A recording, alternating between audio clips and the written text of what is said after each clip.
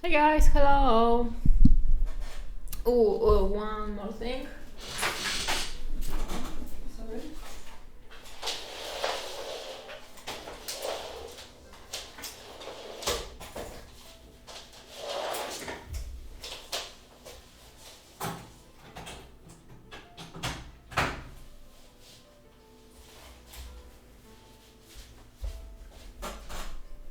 Oops, sorry, forgot to set up the other lamp. Perfect. Okay, so hey guys. Today we will continue painting my Mr. Druid. The palette is from yesterday, and sorry, a little bit of lip balm. I fixed a little bit of this guy today. Added some green stuff and tried to make him look even and nice. And today I will do something. Hey, thank you for the follow. Today I will do something that I like to do a lot to make miniatures more even. I will take varnish, gloss varnish, and I will paint it over some surfaces for it to dry up in a lot of layers and basically self-level and make the surfaces, some of the surfaces a little bit more even. Yeah. So here is my gloss varnish. It's a pretty good varnish, so I can recommend it. I will just add it a little bit to my wet palette over here, and I will just overpaint a few times in a few places. I think that I will start over here and over here. I may lose a little bit of detail on the detailing, but I don't care much about it because I like to paint my own surfaces anyway, so I wouldn't be that mad if I lost the detail a bit also over here.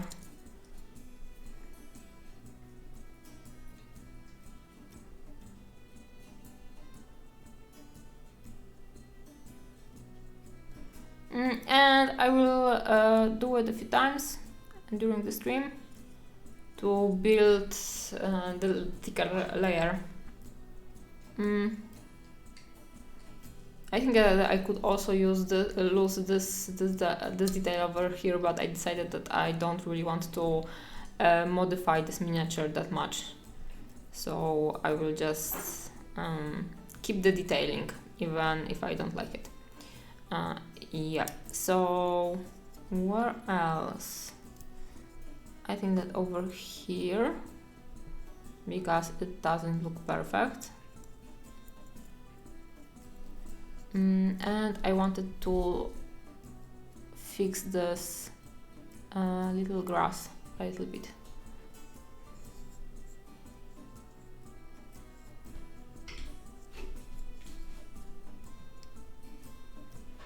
So yeah, this is my little hack on making things even, because I'm not very good. Tiri! No! She started drinking from my water. Tiri, please no, don't do that. It's mine. So yeah, this is my hack. Tiri! No. No. Okay. This is my cup cover. No, Siri, go away. The invisible cat. She could at least appear on the camera, but no. So yeah, we will continue painting this guy, and today I will actually go into painting his shirt, I think. So we are practicing painting gray surfaces. You can see that the eyes look pretty okay. They weren't very even, as we discussed yesterday, but he is pretty small, so nobody can see it anyway. Today I will paint the shirt, and I think that this stream will be a little bit shorter. So this will be the main topic. Maybe a little bit of this leather over here. Siri, please stop. Okay. And we will talk about painting gray surfaces. This is very important topic because gray is a little bit like white or black, because in general gray is in between black and white.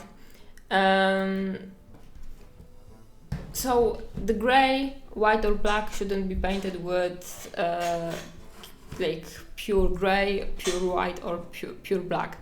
Why so? Because in reality almost nothing in nature is black, white or gray. Usually you can see in those very bright or very dark surfaces some kind of color. It may be a reflection from the environment, or it may be the undertones. Just think about the occasions in your life where you have to decide how to paint a wall in your house, and you have all of those different colors available for you. So there is the snow white, the cotton white, the whatever white, and all of those whites have some kind of undertone in them, and they will actually change the overall color of and the vibe of the interior. Just always have in mind that your white has some kind of color inside of it. The same goes for blacks and grays. And with black color, it usually goes this way. Like black is never a pure black, because black is not a color. Black and white are all of the colors, but either very, very bright, so white is very, very bright, and very, very dark, so black is every color but completely dark. If you will want to highlight black, you need to show what color that black has. Of course, you can try to make it like very neutral black and highlight it with pure white, and this will make the gray highlights very neutral, but this is not optimal way for painting, because it actually makes the painting very dull and very uninteresting. Why so? Because black and white bear no additional information about your color, aside the information about the brightness or darkness, right?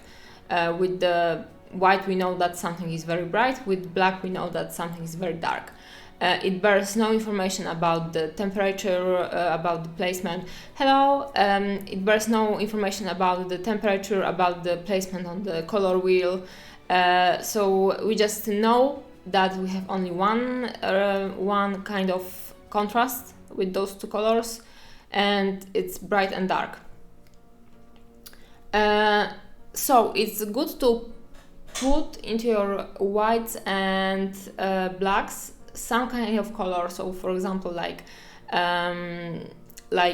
blue, right? So and this immediately gives you placement on the color wheel and the temperature, so we know that the black is slightly colder and that it contrasts very well with yellow, for example, or with red. So if you will make warm highlights, you will instantly get interesting contrast in your painting, because you have black with blue undertones, which is cold, and it contrasts highlights, and that instantly makes the highlights and the shadows contrast each other, so it's more interesting for the eye.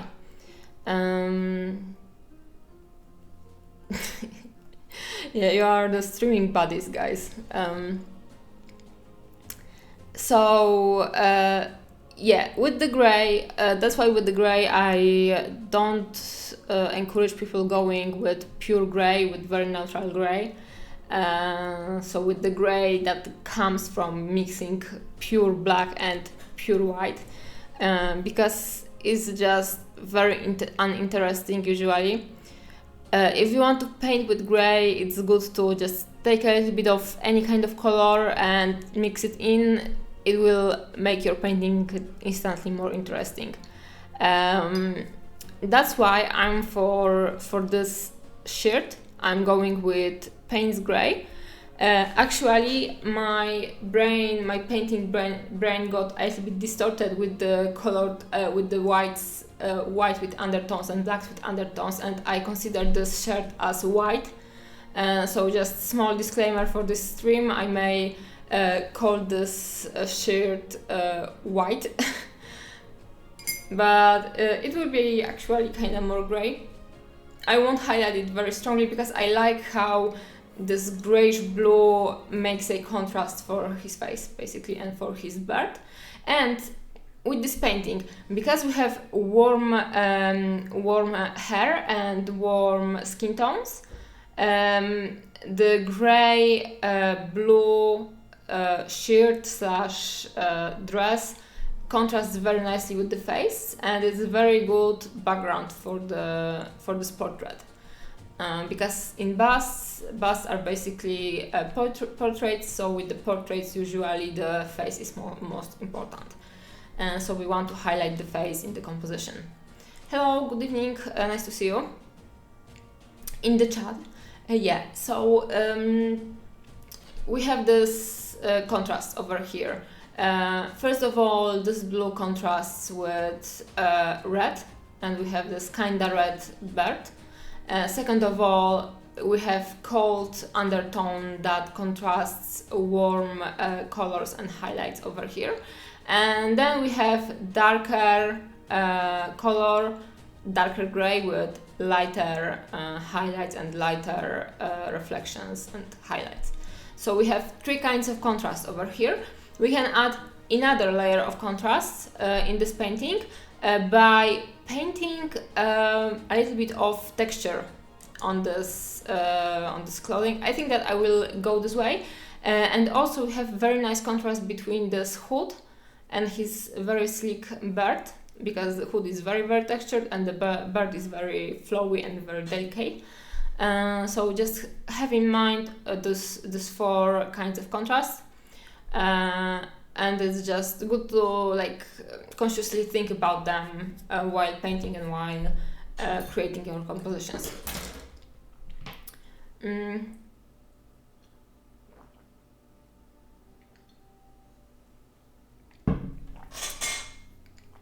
Okay, so I need Payne's Gray. It's over here. I have my highlight color, which is over here, and we will just start painting.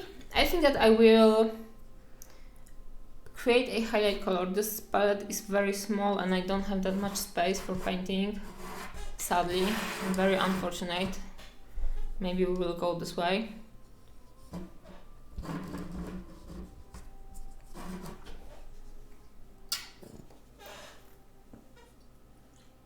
One second, need to fill my wet palette with some water.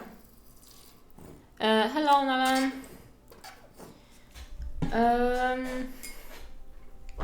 Oh, and I actually may spray it with water. The cat came here. Come here, Lucky. Say hi. Hey, hi. Hello, guys. Very cute cat.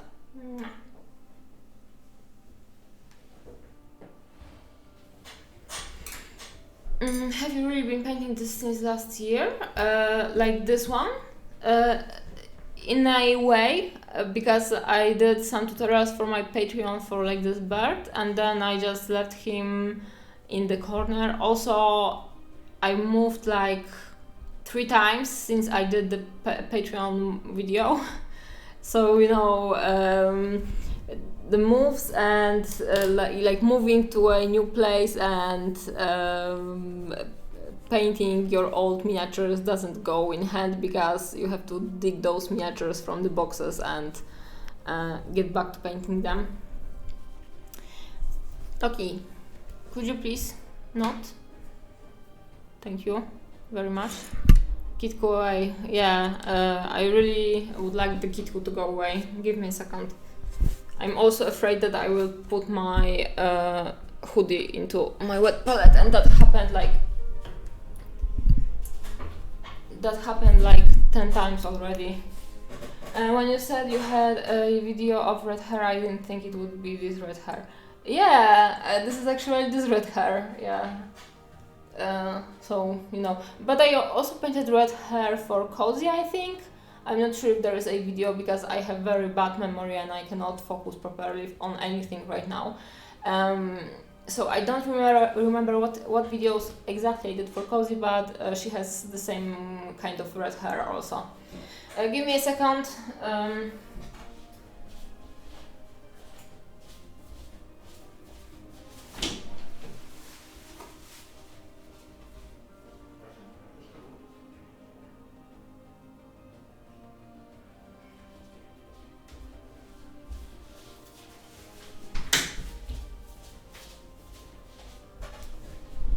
Okay, the cat got exported. No video of the hair, although there is one on blending. I don't have my red hair video on the Patreon. I have to check it out because I recently found out that I did a video for Patreon, but I didn't post it actually. For Cozy, okay. So basically this is the same hair as I painted on Cozy, the same colors. I need to start mixing things up to make it more interesting and maybe start using like different tones, but I decided that sometimes when you don't want to paint something particular, so for example particular color of red hair, then you don't actually have to try hard and switch things around. But I want to experiment more.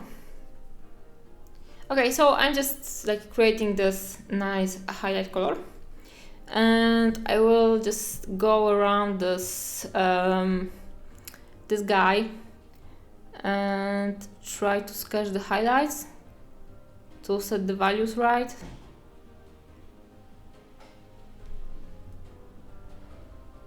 And then I will, in particular in the places where the highlight is stronger, I will paint some of the texture, because you don't have to paint the texture everywhere actually, because especially very flat textures are not that very visible on surfaces that are catching shadow, so they are most visible on surfaces that are light. So where we have the highlights, there is the biggest sense in painting textures, and in the shadows or in the midtones sometimes you don't have to paint the textures and the painting will look realistic anyway.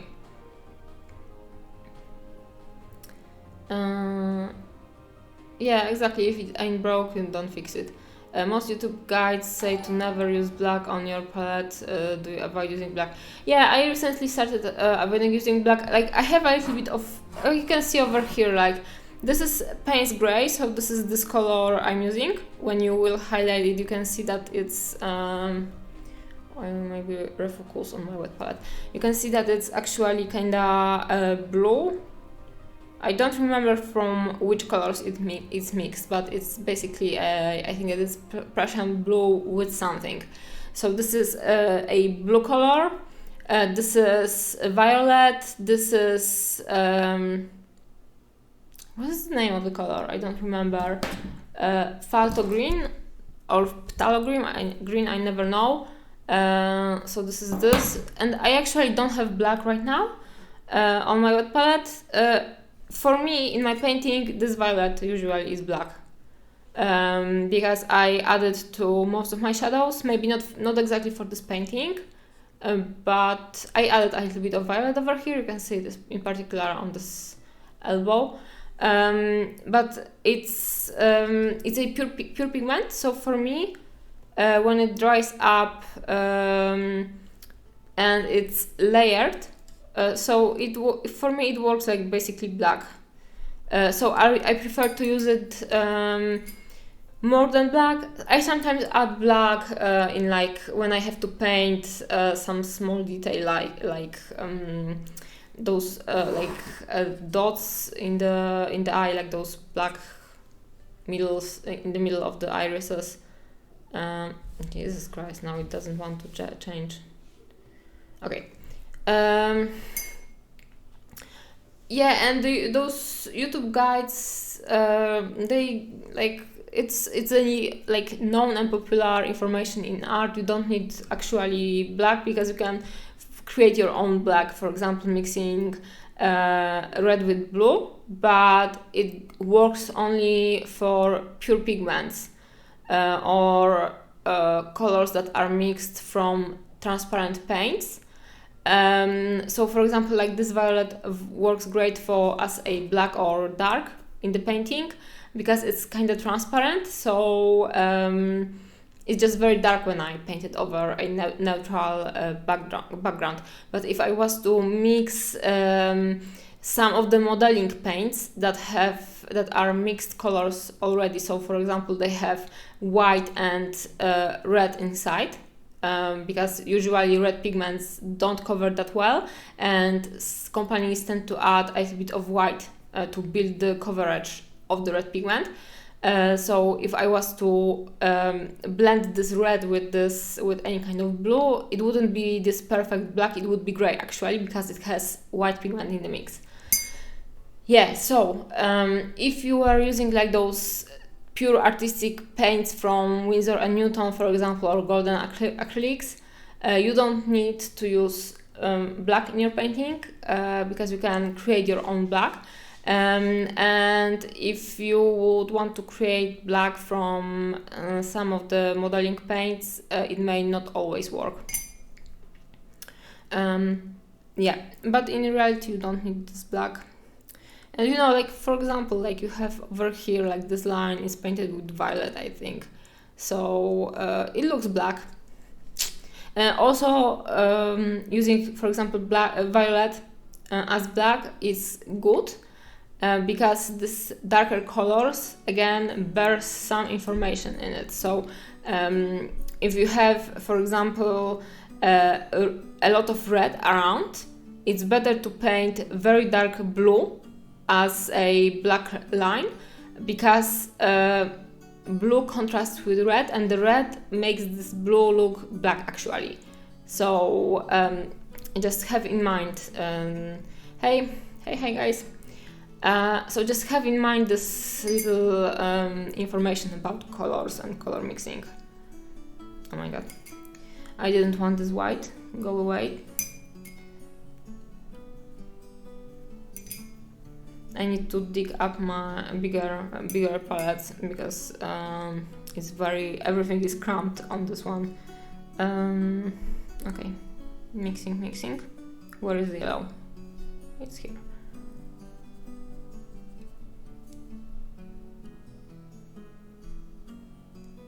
Yeah, if you have any questions, I'm happy to answer. I'm like maybe my answers are too detailed. I'm not sure. Yeah, but I'm happy to talk about that stuff. Also, when you have to answer a question about painting, you actually have to think about the topic, right? So talking and discussing about painting stuff makes you think about stuff and realize different things. That's why it's worth to interact with other painters and give feedback, constructive feedback. Yeah, I have quite a bright surface over here. I may add a little bit of white into this highlighted blue, because usually my Tenere yellow makes blue mixes very green, so I like to add a little bit of white to desaturate this green. So it has a little bit of yellow inside of it, but it's more neutral. Yeah, I think that's maybe too bright, too neutral right now, so I will make it slightly darker. And I will just start dotting like I will just start dabbing the texture on.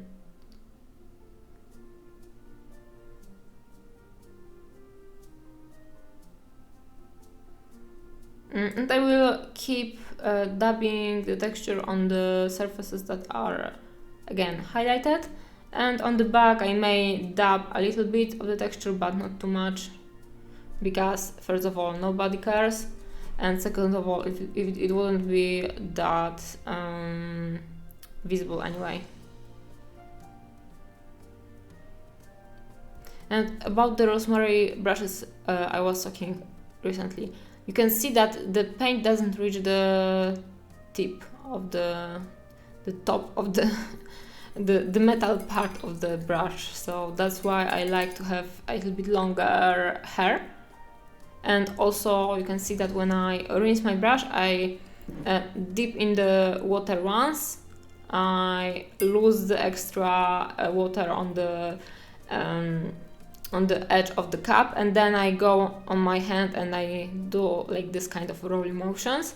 And I usually do it because, like, first of all, instead of licking the paint, because this way I form my tip, but also this kind of rolling motion, if I had any kind of pigment left, I could first of all see it forming over here and mixing with the water on my hand. And also it will move this pigment down the bristle, and if I would have any kind of dried up paint, this usually loosens the dried up paint and make it come out of the bristles. So I like to roll it like that and then form it on the more dry surface of the skin. Yeah.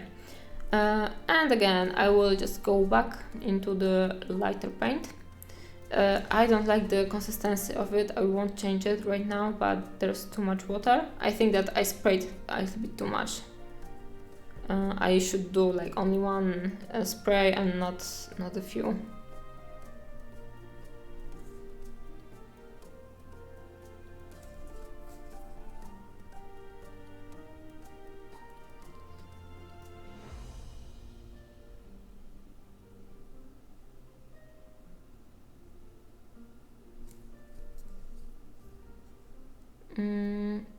It's pain when a drop of water dips down the brush onto what you are painting. Yep. Hey Kukieł. Hey Devire. Lovely accent and nice paint on the sculpture. Thank you and thank you. Yeah, that's why I try to dry out the paint, the brush a little bit before dabbing my brush into the wet palette, because just, you know, this one drop of water can be very disturbing for the consistency of paints, because I don't water down my paints that much.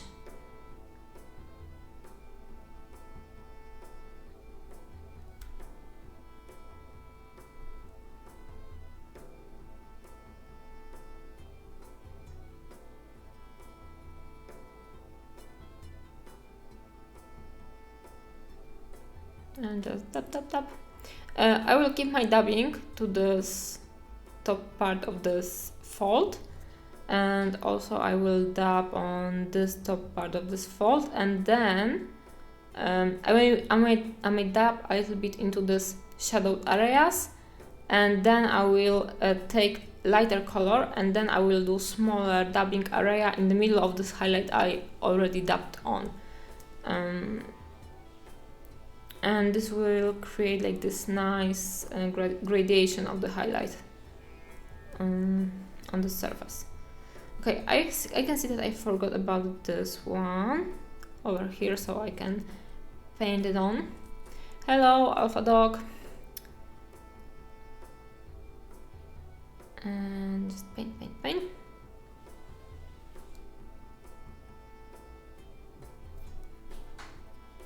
I will be painting some Warhammer in the future, guys, on the stream. So if you are fans of Warhammer, wait a week. I think that about a week, maybe shorter. I think that I will paint this guy on the stream as like the warm-up. or maybe even this week. I will see how it goes. Like this week, the next week after the Monday, because it's Sunday today. Yeah, but I may paint this one. I hope that it won't take very long. Because I have other stuff to paint, sadly. But I really want to paint some of the GW because I really like the new miniatures and I want to jump into painting GW stuff. So I will start working on the miniatures I have in my house, and then hopefully I will paint some of the new Cities of Sigmar miniatures because they are great. But I've heard that the Warhammer community is split about the opinions on them. I like the stylization and like those wild shapes in them. Like for example, like this relic bearer, like he has very sharp hair and it's kind of cool in my opinion. So I got very interested about those new sculpts.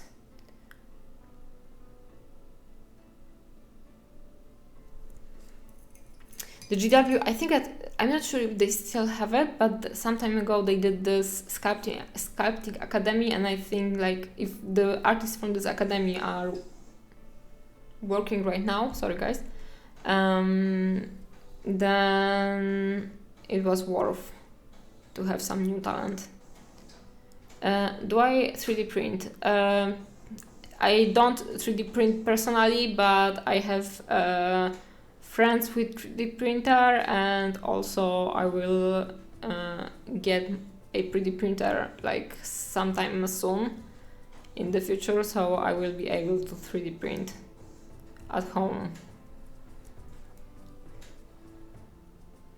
If you want to discuss resins and stuff like that, then I'm not the good target for this topic, but I can talk about STLs. Because I'm a very big fan of them, like of some STL companies at least.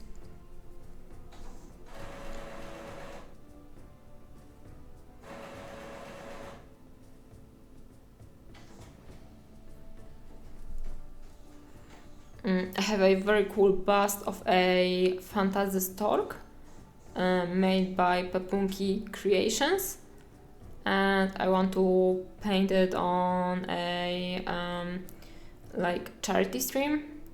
So I want to paint this bust on the stream from start to finish, and then I will try to sell it to a collector and donate all of the money for the humanitarian help for Ukraine. I hope that someone will buy it actually. Yeah, but it will be a lot of painting also, because this sculpt is very like ornamental. Lots of 3D sculpts seem to be over textured. Yep, that's right, but not all of them. There are some companies that have like this very nice and to the point detailing. Like I think that it's Loot Creations and Loot Studio. Loot Studio. I think that Loot Studio have pretty good miniatures, if I remember correctly. But again, like sometimes they are over detailed, but also the sculpts are very interesting and very creative. So I'm sometimes kinda on the fence. I was thinking about starting too, but I see a lot of different opinions on amount of safety measures to take when doing it. The safety measures, it's like I have some friends that take a lot of precautions about the printing and the resins and stuff like that because it's toxic. And I also have friends that have a 3D printer in their closet in the bedroom, and they just close the doors and start printing in the evening, like during the day, so it would finish before the sleeping time. So, you know, to each their own. Basically, if you are very afraid about the safety measures and you wouldn't feel comfortable without having like the separate space for the printer, then I don't think that this is a good idea to have it in your home. But if you are the person with limited space and not much care in your life, then you know you should do what you feel comfortable with, and if it's not making any harm to anyone else except you, then it's okay, basically. I have a space in my garage to put the printer in, so it will be in separate place, and I will feel okay with that because my cats won't have any kind of access to these resins and stuff. I can sacrifice a few years to print miniature. I won't get to painting. Yeah, exactly. Well, it depends on your priorities. If you prefer to have like a, for example, biggest dragon on your shelf, you know, this miniature may make you happier and make your life longer because you can put it on the shelf and it will basically elongate your life because you will be a more happy person. So it may actually, you know, balance the years lost because of the chemicals. So you may, you know, even it out.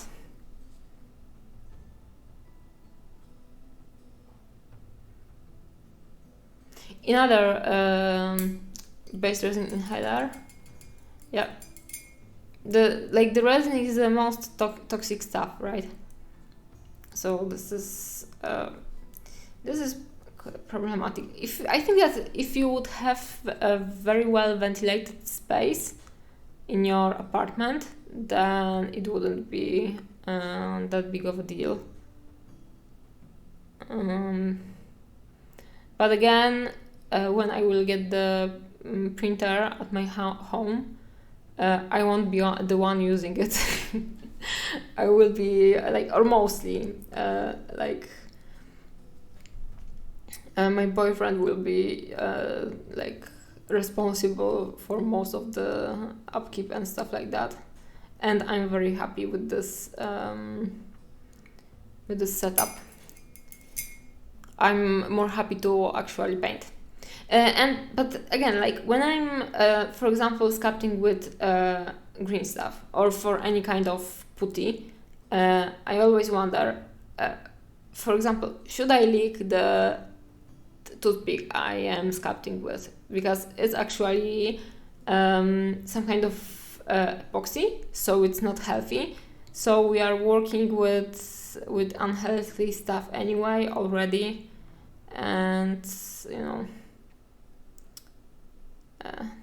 it's kind of complicated issue, I think, to stay completely safe in this kind of environment where you are already using epoxy, putties, different paints, different thinners for your airbrush, for example. Even the fact that you use airbrush without the mask, it's already toxic for you.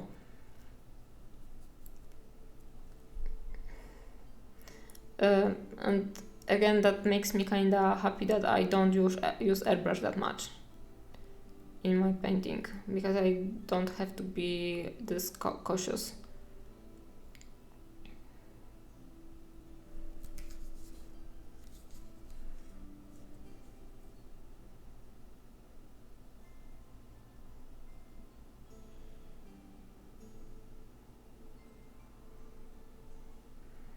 I tried sculpting in I don't remember the clay, but it wasn't a natural clay.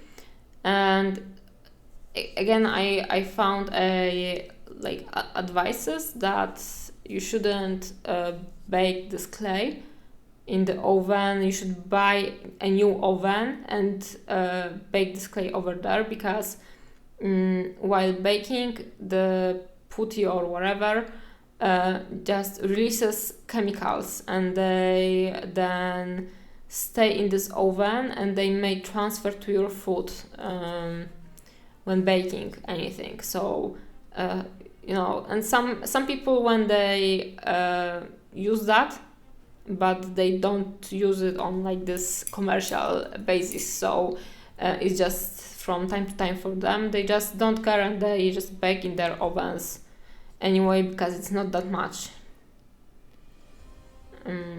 So I don't know, is it the safest way? I don't think so, but also this is like the risk people may take in their lives.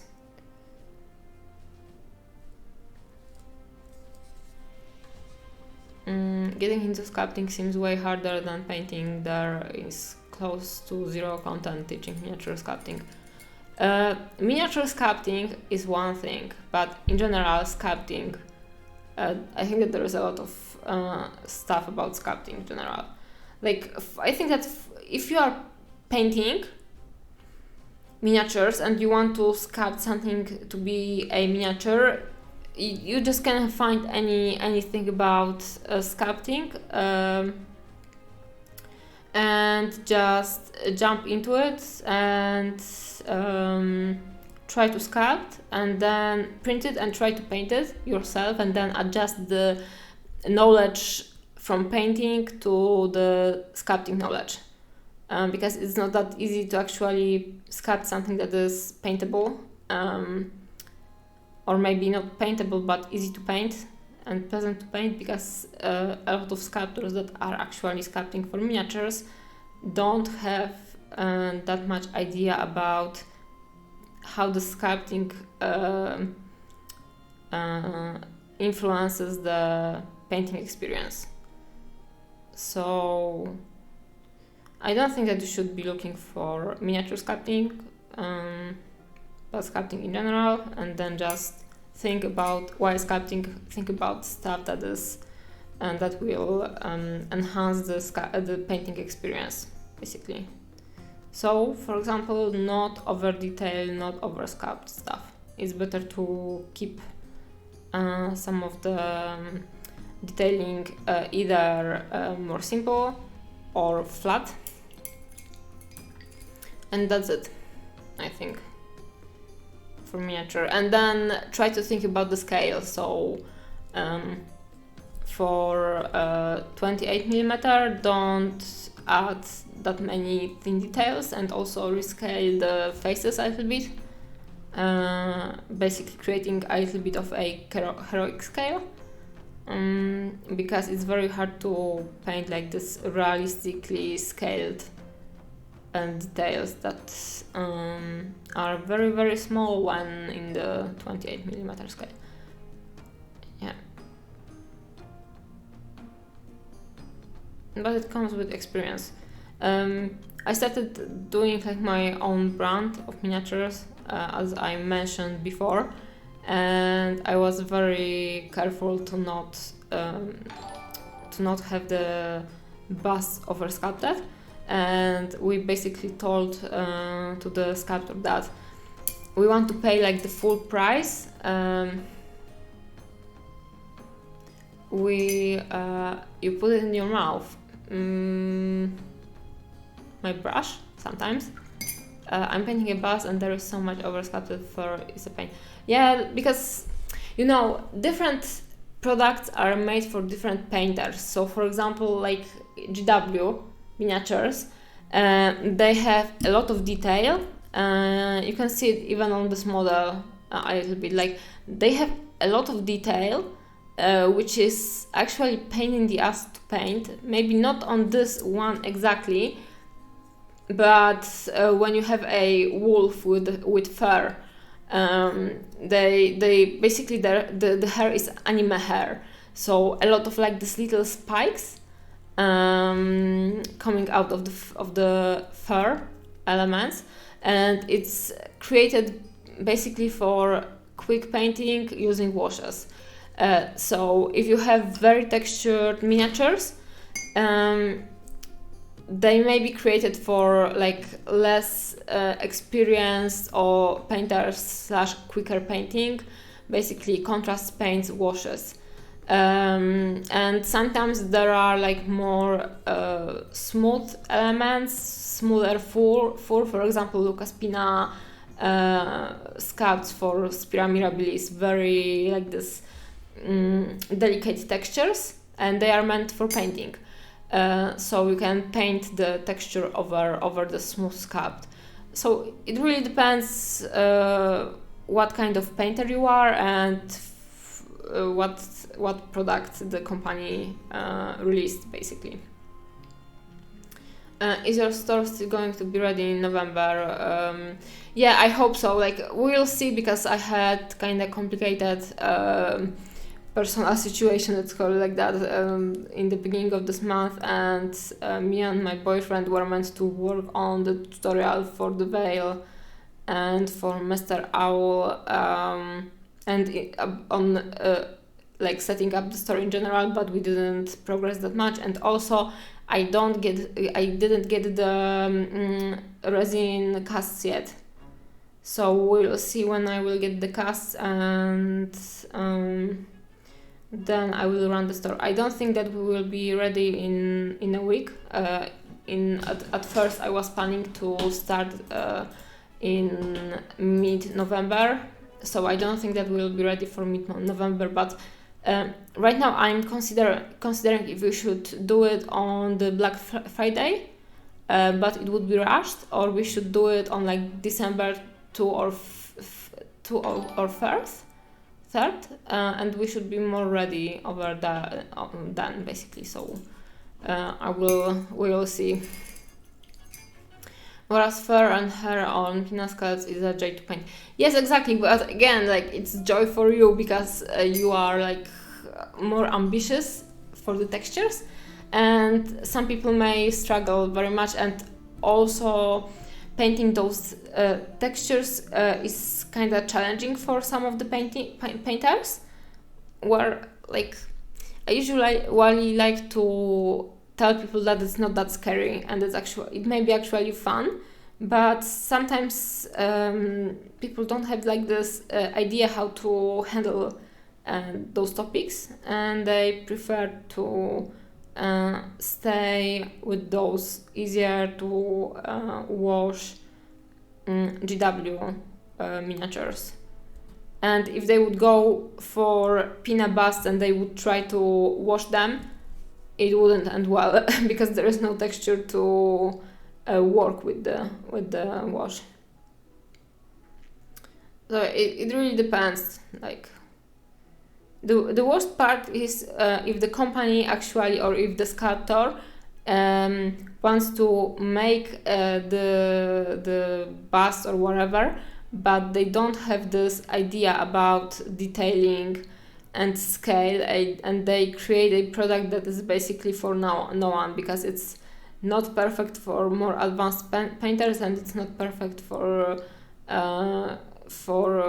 quick paint jobs, and it's just chaotic. So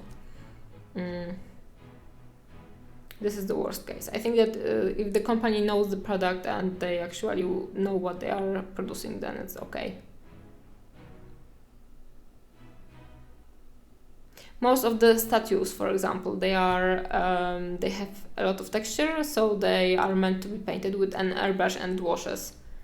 And I have kinda issues with it, because some of the statues would be very cool to paint in more traditional way, or just print in a smaller scale and paint them in a traditional way, but the textures makes the painting pain in the ass, basically,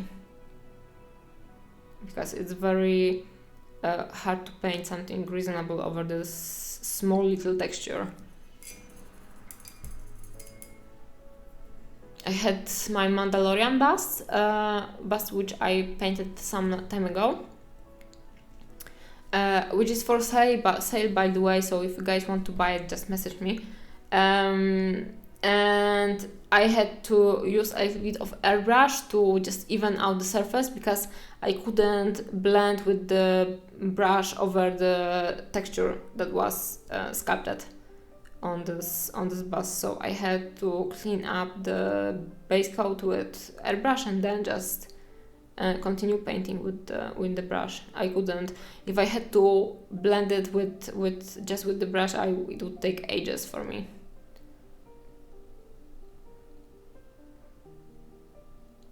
I think I actually over sculpted hair on the bigger scales is the worst offender, because the pigment it doesn't want to stay on top of this texture, and it just flows into those little crevices, and then it just looks strange and uneven.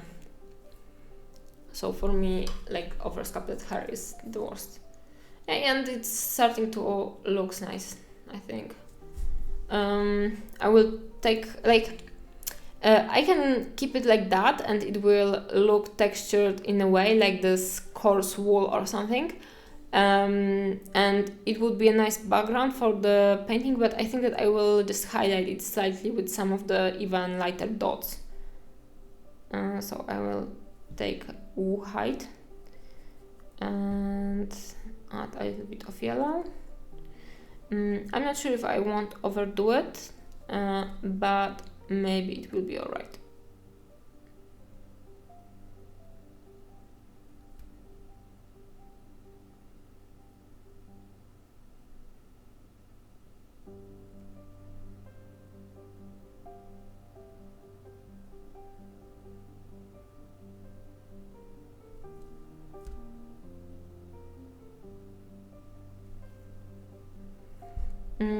How much do you paint a day?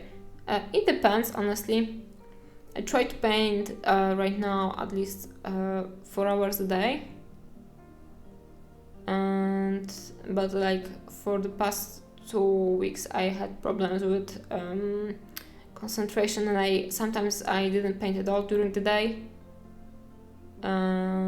because like the day just flew by and I started doing stuff like, I don't know, sometimes you have to do different stuff even if you are a painter. So the work consists not only from painting, right? So it was sometimes hard to get to the painting, actually. That's why I didn't finish the box art yet for my veil, but I hope that I will fix it in this week, and I want to paint more this week, actually, because I managed to catch up with some stuff, so I can focus more on my job. I hope so, at least. Yeah, but I try to paint like 4 hours a day, and then I have to do some of like the emails, stuff like that, social media, which I kind of wasn't the best at for like past a month.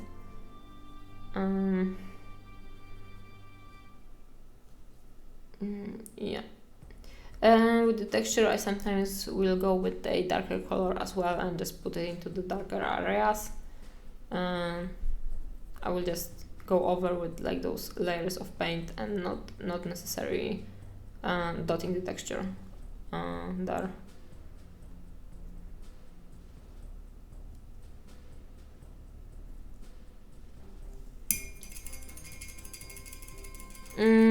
What rosemary and cow brush series you use? I use series 33 and I recommend that one. It's size 1, and it's for me personally it's the best. If not rosemary, then I recommend Raphael's 8404 series.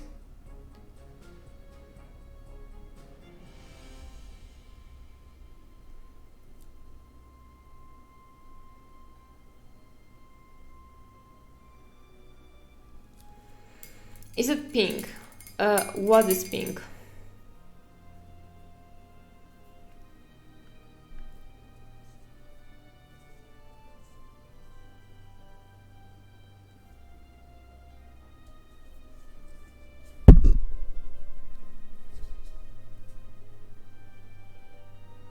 Okay, this area over here is kind of challenging for me because I feel like right now it's too dark, but if I will go lighter, I think that it will be too light again, like hard to balance. I think that I should bring a little bit of more shadow over here, basically, because I made this highlight too strong.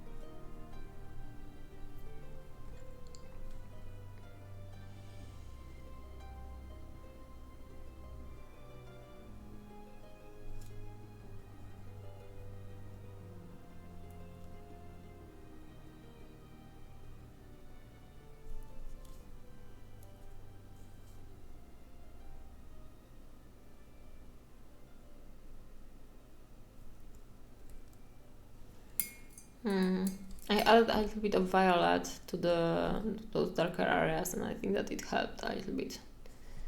And now moving over here, I think that we need a little bit of texture over here and highlight in general.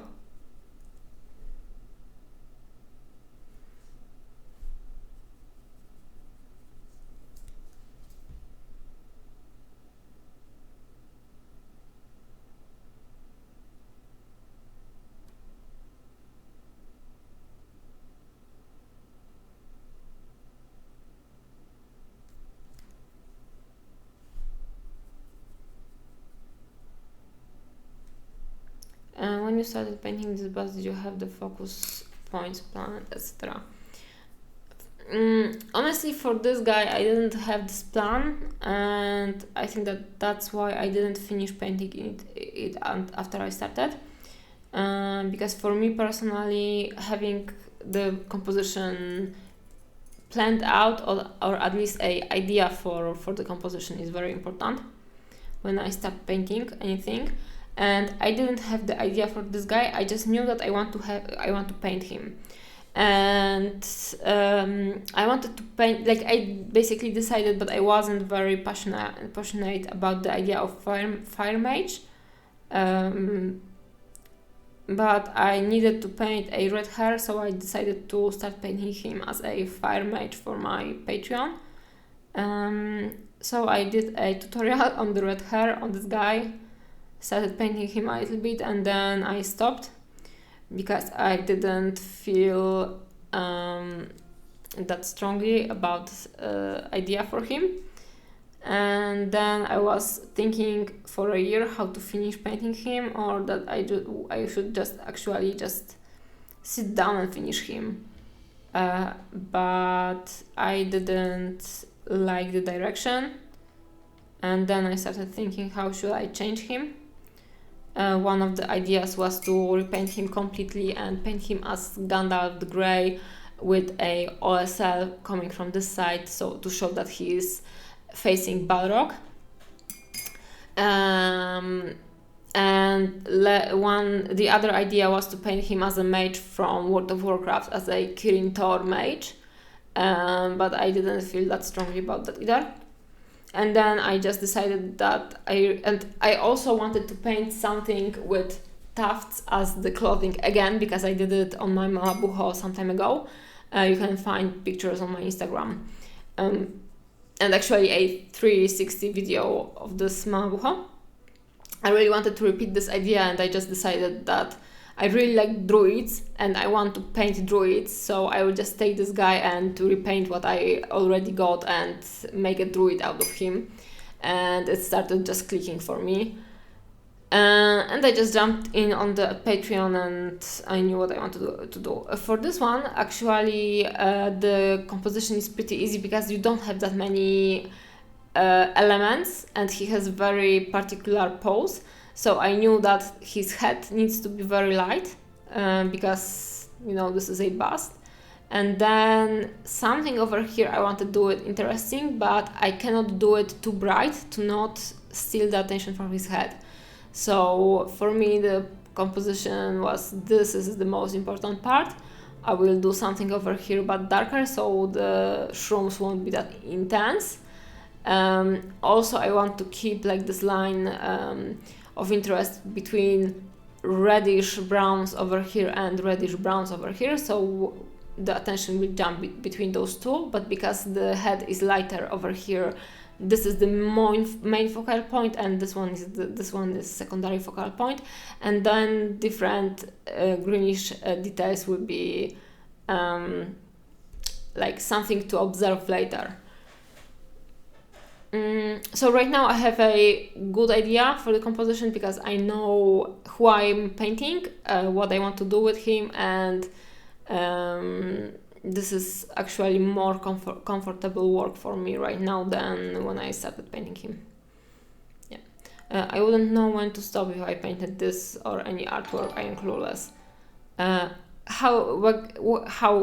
When to stop? I think that if you would start painting him at some point, this guy would have like enough detailing. So you would know that he's painting. Like what you are painting, sorry.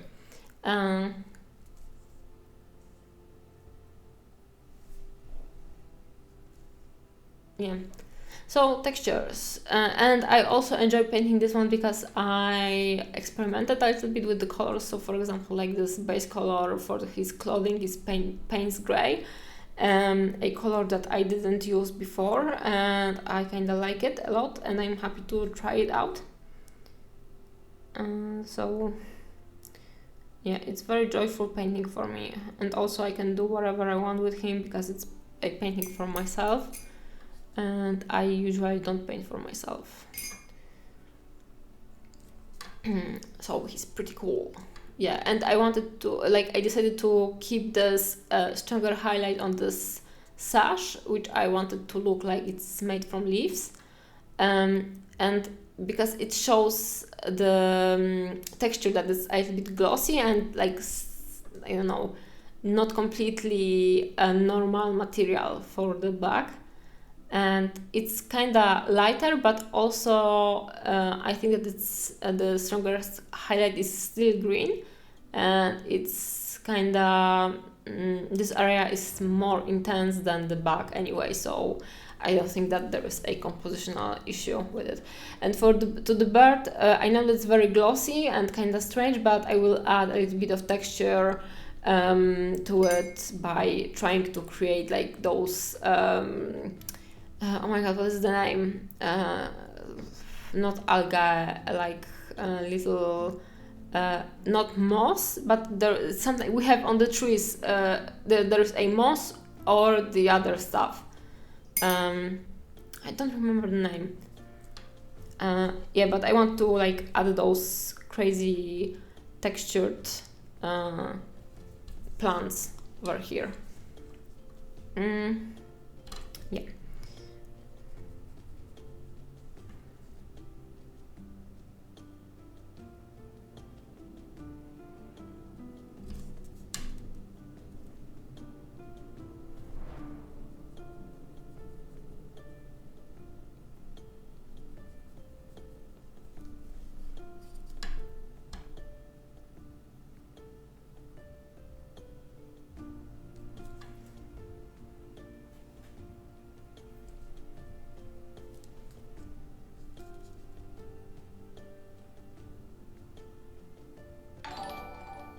Thank you for the follows, by the way.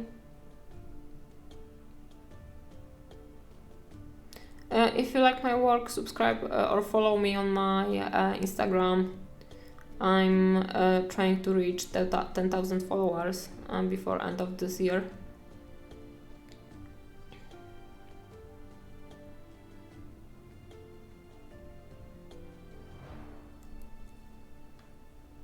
That's why I don't post that much on Instagram right now.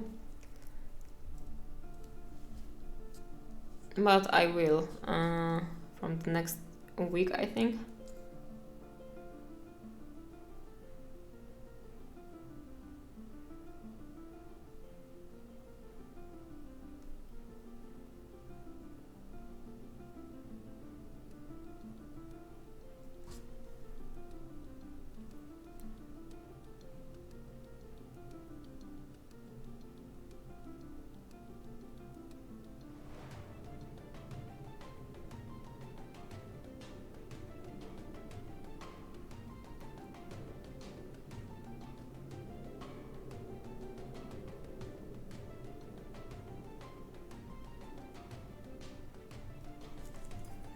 And what are you mixing, that yellow with water or medium? I'm always mixing with only water, but it's, for me, like the way to go. I know that there are some other painters with different weather conditions at their houses / countries, and sometimes adding a little bit of medium is alright for the other people, so to each their own.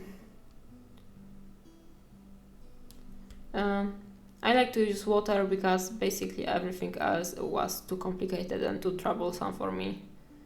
So I just thought that, hey, maybe I will keep to the water, and I kept to the water. So this is the whole story.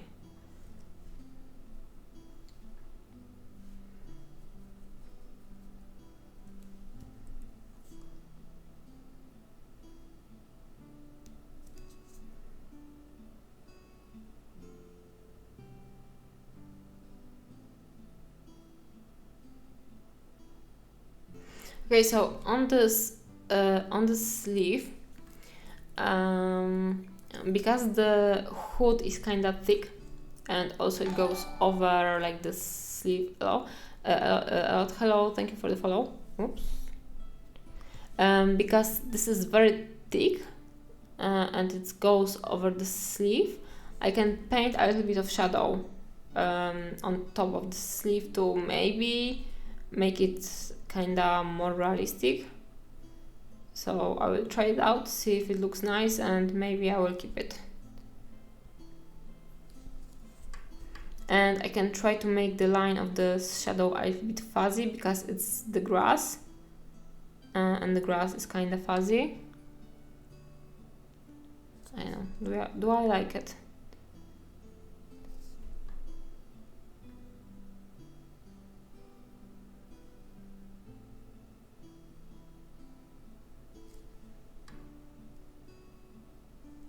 Okay, I will keep it for now, but I need to refine more the other parts and elements of this beautiful garment.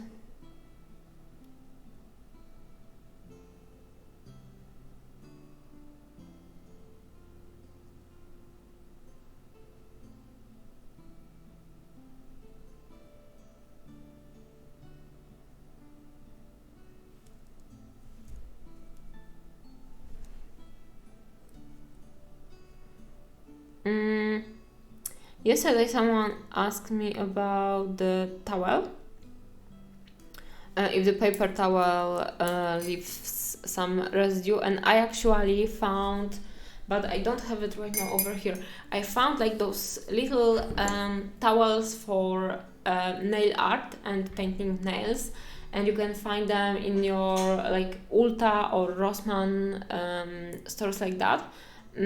Stores with like accessories for like different beauty stuff, and they are like those little paper towels, but they are meant to leave no Jesus Christ, what's the name, no residue, no little fuzzy stuff. Because it's meant for like the UV gel nails, stuff like that, and they are like in those this is like the very big roll of paper, but it's segmented into smaller pieces. And I think that if you don't want any residue when rinsing or just drying out your brush, it's very good paper towel you can actually get in those stores. Yeah, fibrous and lint. Yeah.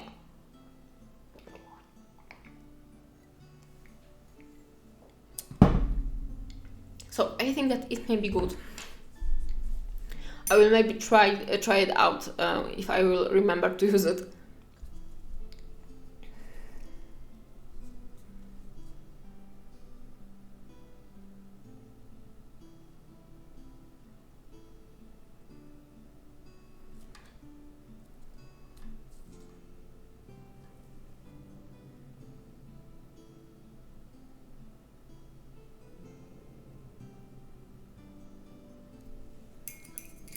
Is that what you use, the lint-free? No, I don't use any kind of towel, but I just thought that the lint-free towel is a nice option for people who struggle with lint on in their paper towels, right? Because actually, when you dip enough times the water into the paper towel, it will become like over-soaked, and it may leave some fibers in the brush, and then the brush will transfer into the paint and will be problematic for your painting process. I don't use any kind of towels. I just dip my brush into the water, try to I do it like this. So I just dip, then I just try to lose the droplets on this metallic stuff, and then I paint it out on my hand. And sometimes roll it a little bit if I have a lot of paint. While rolling, I can see if, like I said today, so sorry for repeating, I roll it out to see if it's not leaving any pigment, and then I just paint it out a little bit more on my hand, and usually in the process it just dries up, like my hand dries up fast enough so it doesn't become overflooded with water, so I can keep it like this. This can be my process basically.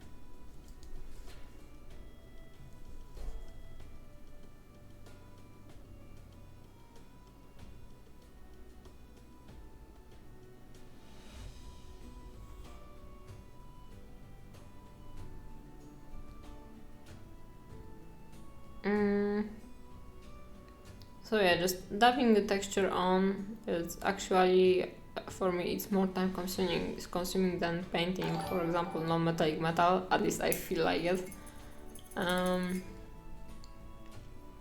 And this is just some dots, right? But if I want to make them perfect, they will take a good chunk of my time.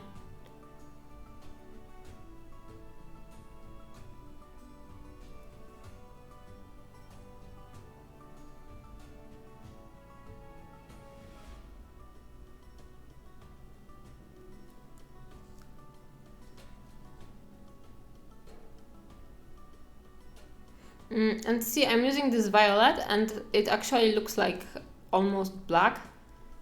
And that's why I don't need that much black in my painting. But if I am to paint black, I like to actually start with black base. Because black needs to be pretty dark, and then I just paint highlights with some colored grays, so of grays. So for example, darker blue or brown.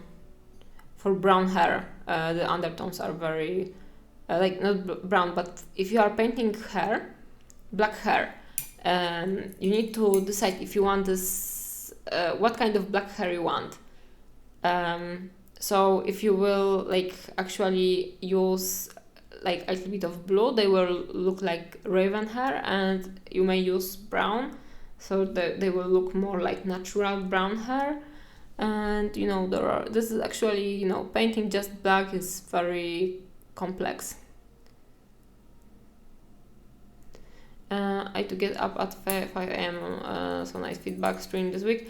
I think that feedback stream will be on November 28th, but if I will have a lot of entries on my Discord, I may make it like this week, or I will just make a shorter segment instead of like full 3-hour stream next week. So if you want to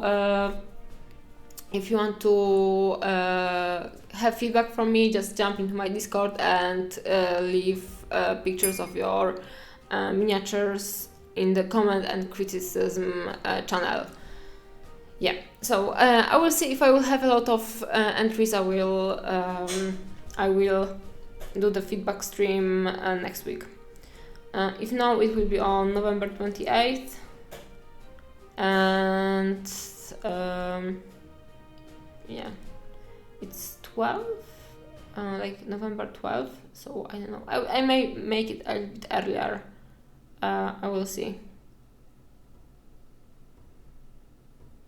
I will post my like planned Twitch schedule. I will try to post it on Twitch, but actually it doesn't want to work for me. I don't know why. I will also post it on my Patreon and on my Discord. So if you want guys to follow it, just go there.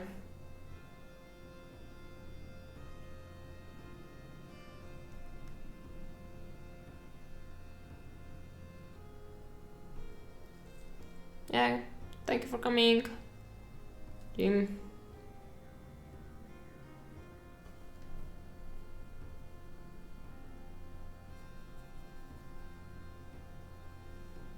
Also 5 a.m. is very early. I don't envy you.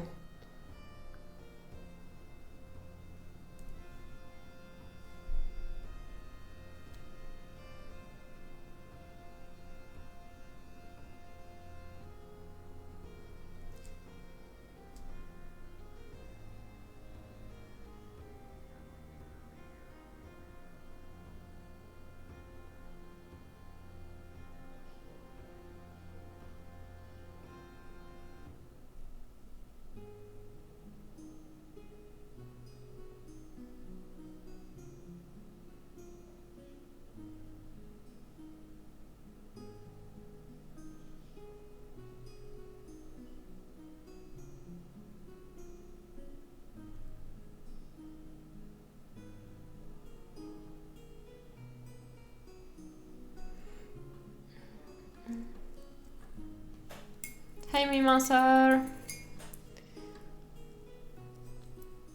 I'm just dotting some texture on today. Dabbing the texture.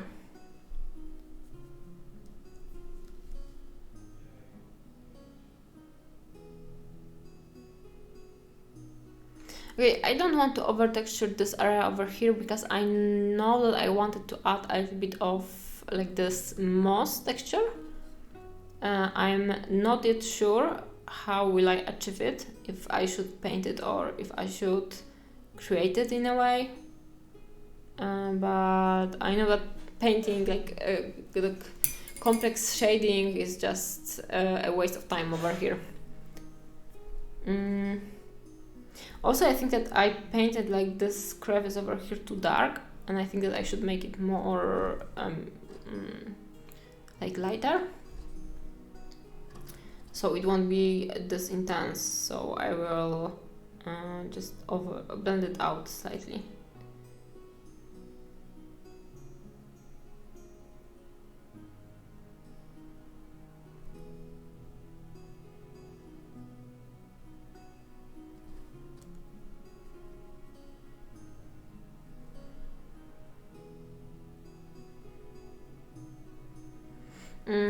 I'm gonna go figure out dinner, but I will be back and forth with cooking. Cool.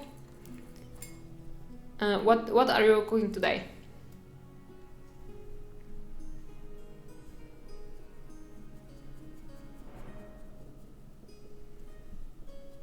I recently cooked tomato relish, which isn't that popular in Poland, but I tried it out in my trip to Australia, and it was awesome. But the relish didn't turn out as expected because the recipe had a lot of vinegar, and I decided to trust the recipe, and this wasn't a good choice.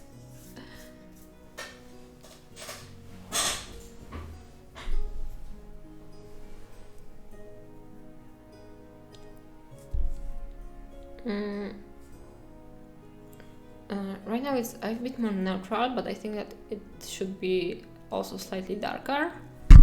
Oops.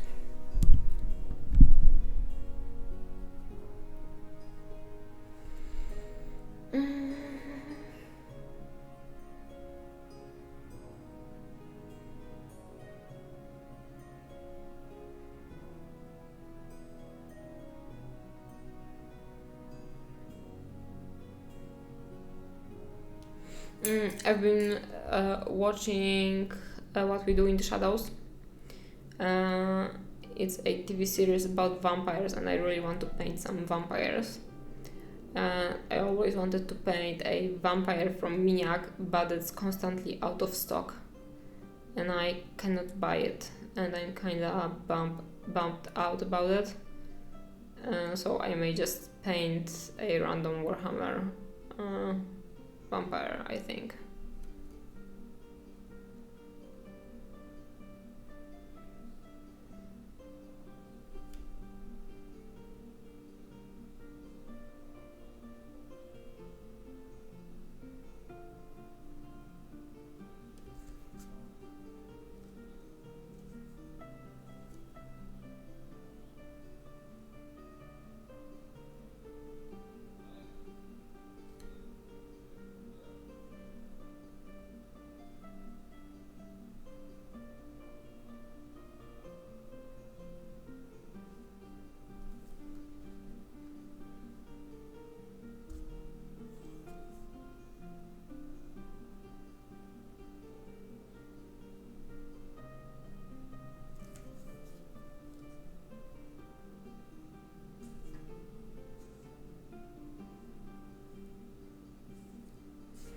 Okay, now we will fix this area over here.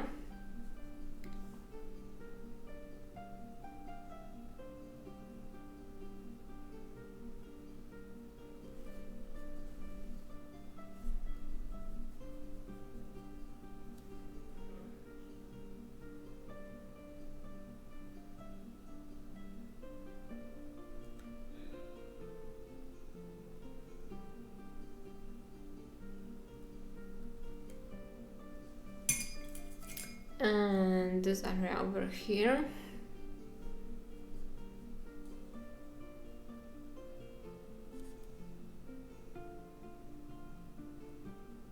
I need to figure out this little plant that will be sitting in this pouch.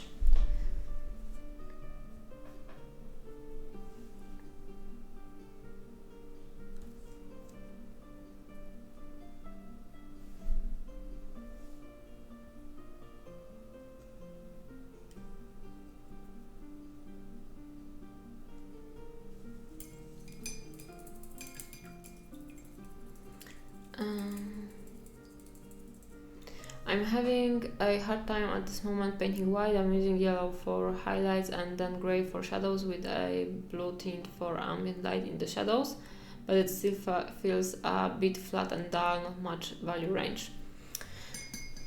You know, it's white, so it won't, in theory, have that much value range. If you want, you can post the picture on Patreon, or like not Patreon, on my Discord. I will have a look and I can make a more informed advice, basically. But also it depends what kind of white you want to achieve, right? If it's meant to be like a white satin shirt, you could just put some reflections into this material to make it more sleek and more reflective. But if it's meant to be just like white wool, then it doesn't have to have that much depth. So I would have to like know or see what you want to achieve.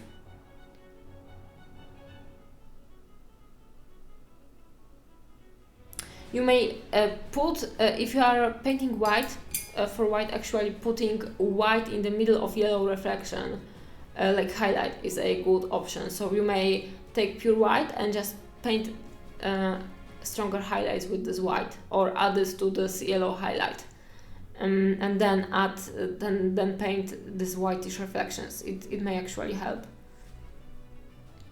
And I can try taking pictures of my dragon's daughter. You'll know if the pictures go well, because I post her in the Discord if they look good.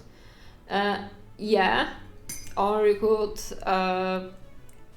post them and let us judge if they are okay or if they are not okay. I used a very nice modification on her with the removal of the blade. She's much cuter this way.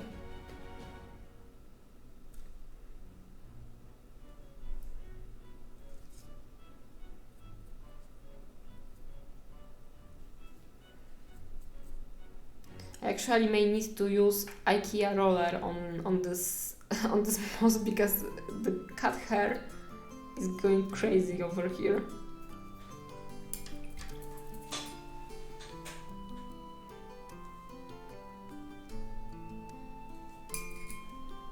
After I will finish painting him, I have to close him in like airtight container, so no dirt will or dust will sit on him and like disturb this texture, because I'm not sure if there would be a way to clean it up.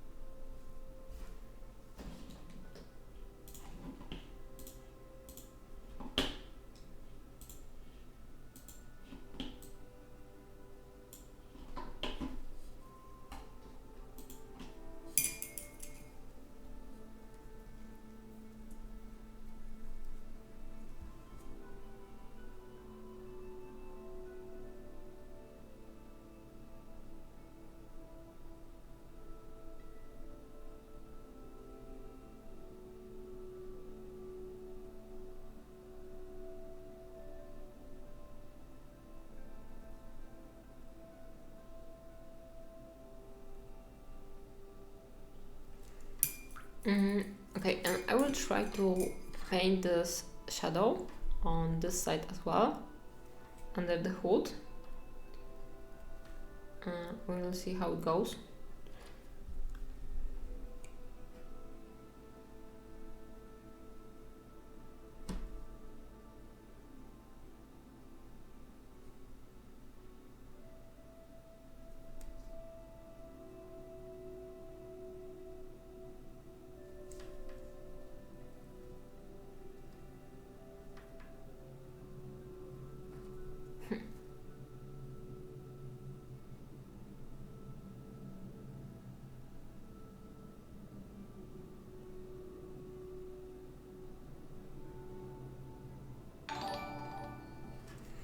Thank you for the follows.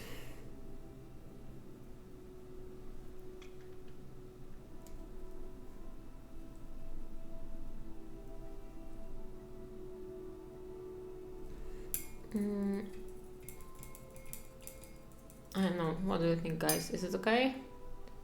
Is it selling the idea?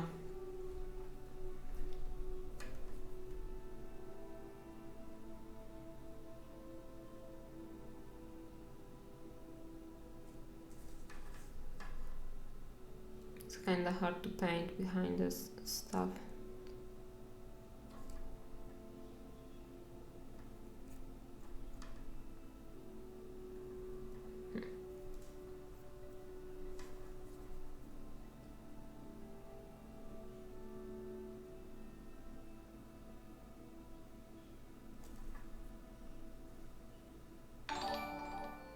Oh, hey.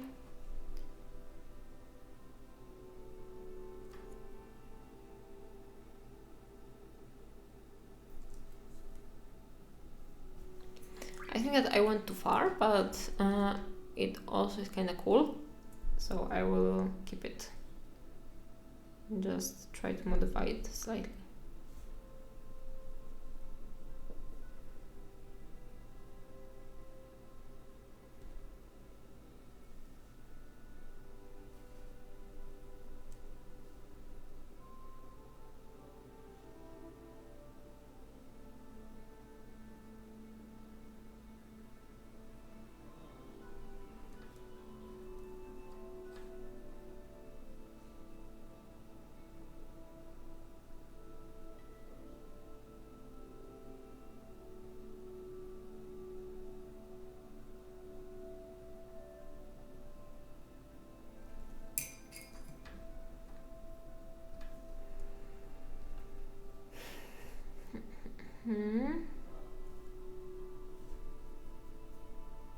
I really like Payne's Grey, very cool color, like this one. I will use it a lot more in my painting, I think, in the future. So I had my violet period, and now I will have my Payne's Grey period.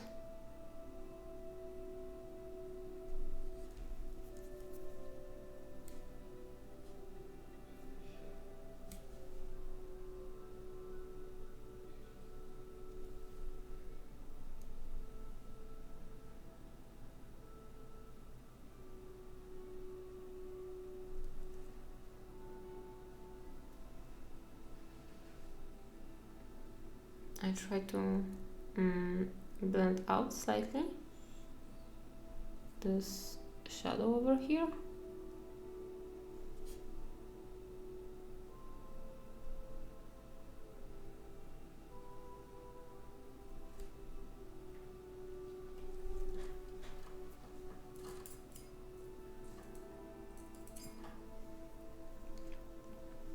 And then I will add a little bit of highlight over here. Does it look cool?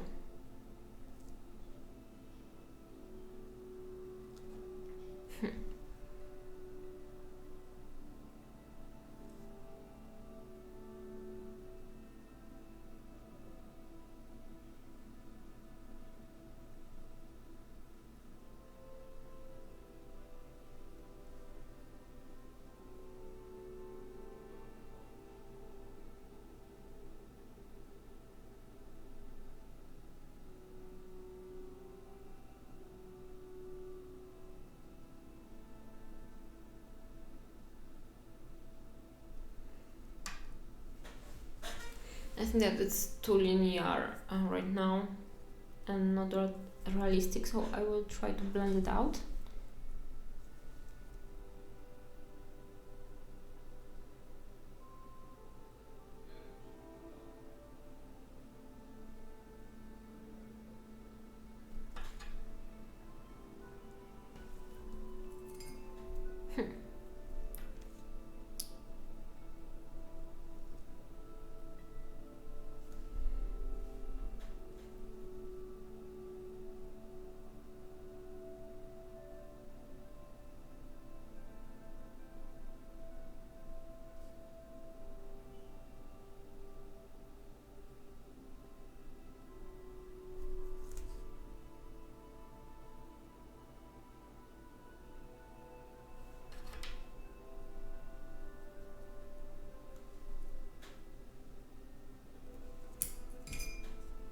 This sleeve over here will be actually hard to paint for me.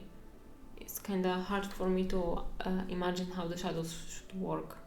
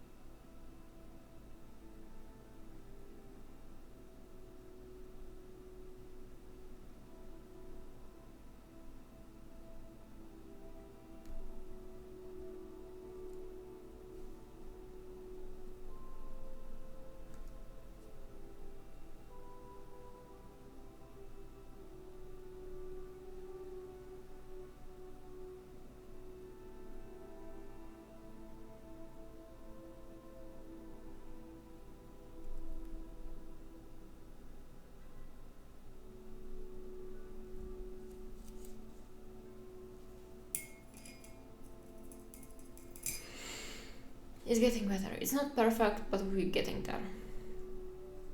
Yep, I think so.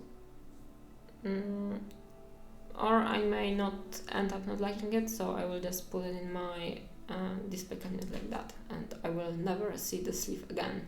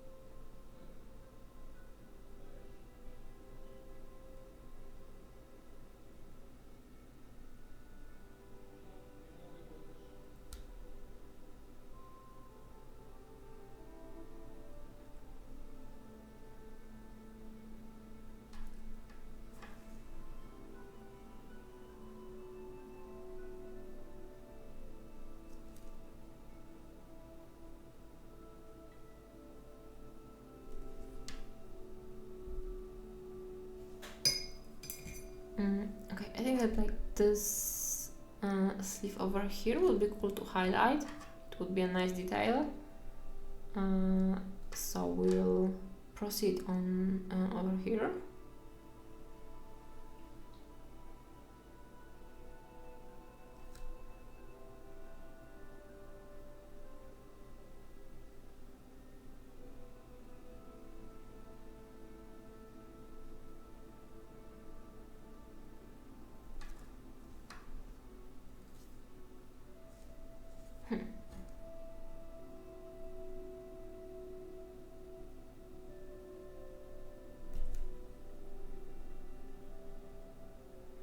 So I kind of enjoy this painting because it's very low level stress for me of getting like everything right, and I don't feel that I need to do anything impressive with this miniature, so it's cool.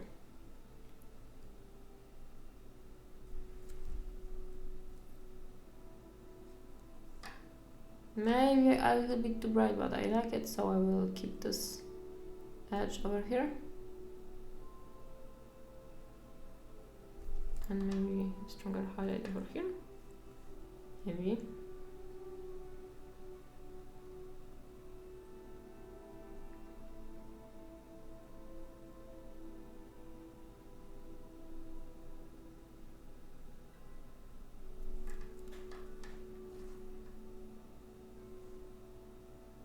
Okay, so I mostly highlighted the highlights, like dotted the highlights, and the shadows are not very detailed, but you can see some of the dots present. I will do this crazy zoom. So some of the dots are present, but I think that in general, like, I think that it's maybe over here it's a bit too violet and over here it's too neutral, but I don't know, I will try to maybe adjust it together later. But like, see, you don't need that much detail in the shadows, and just the highlights are selling the idea. I think that adding a little bit of violet on the side and this side will fix the problem or the issue of this unevenness. I actually like it when it's more like this Payne's gray, so I will maybe just add more Payne's gray, explore the ideas and the different colors.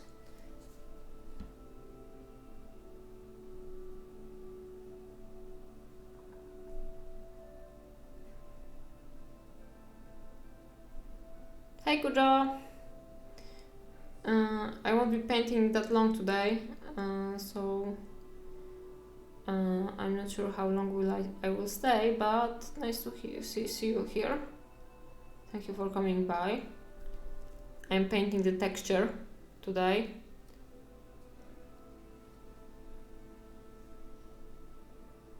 How are you? Did you paint something? Aside this beautiful vignette you've posted yesterday. More dots. Dot, dot, dot, dot, dot.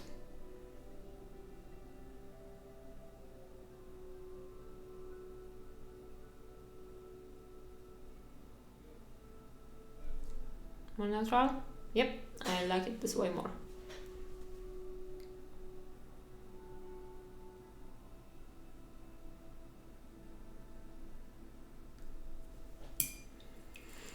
I need to decide what product comes next. Sometimes that's the hardest part. You can get the hat, it can be a very big hat in case you have big miniatures. You can put those miniatures in this hat and just shuffle them together and pick one up and you will know what to paint. In case you prefer a little bit of violence, you can put the miniatures in a bag, try to smash them on the sidewalk a few times, and then just pick up like few different elements from the bag and try to put them together into one miniature and make it work. So you have some space to work around. Now I should be painting tomorrow though, also could be getting Porco Rosso back in the mail. How in the mail? Did you manage to buy another Porco Rosso? Okay, that's a great way to keep bash, break all the models into tiny bits and glue them together, yeah? Or you can actually get a sprue from a Games Workshop, cut the different parts up and put it into the box and try to make it work into one miniature. That is a way to do a project.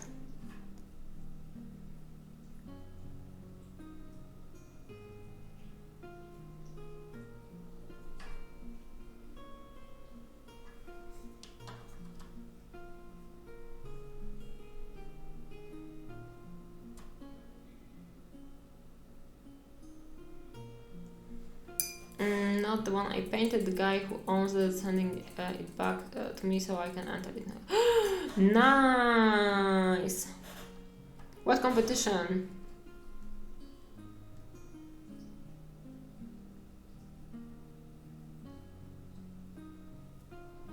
It's very nice of him that he's sending it back to you.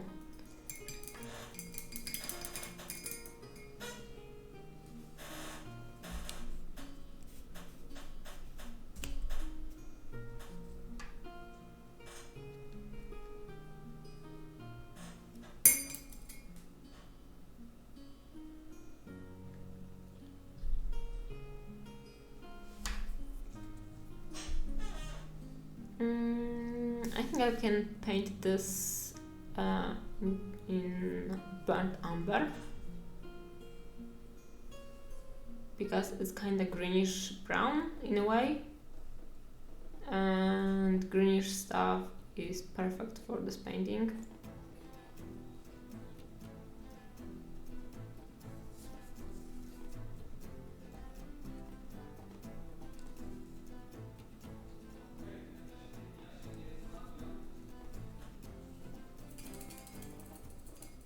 DDCon? I don't know this competition, or at least I think I don't like it. Is this some kind of like realistic in-person event that you have to go?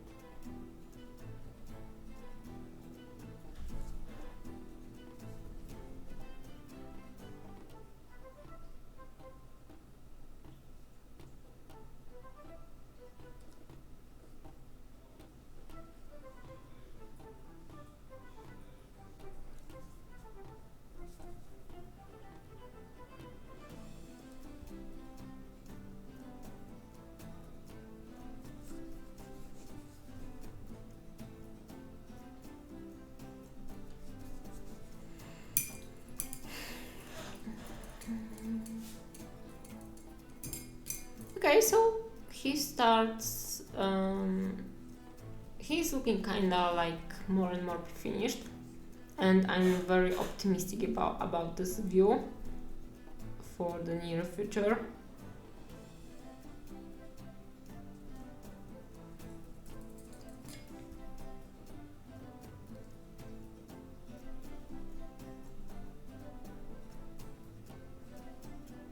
This is too bright, so we will introduce the shadow again.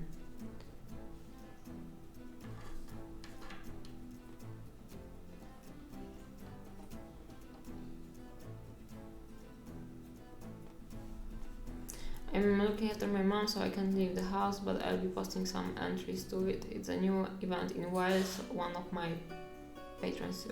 So cool! Do they have any kind of website you would like to share on the chat?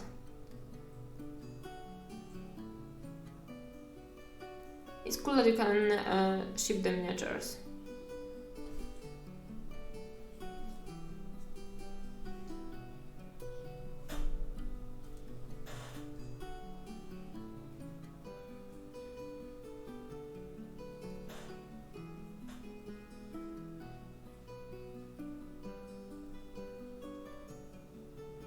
I went slightly too high with this highlight because I forgot that there is this line over here meant to be kept.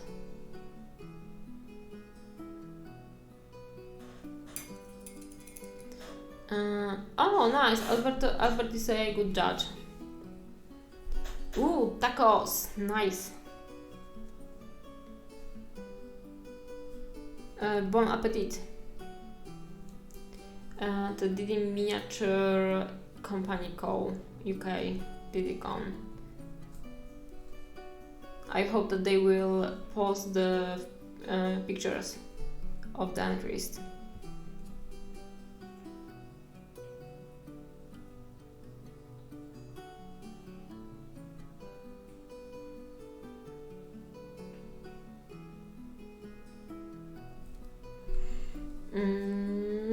Okay, it's okay. I like it. It may stay. Won't get removed. So I think that I will make it slightly darker over here.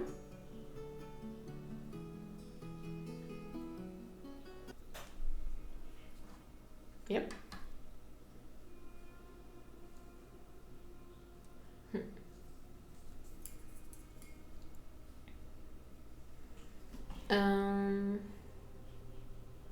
Where is my OBS? It's here. Okay, and now thousands of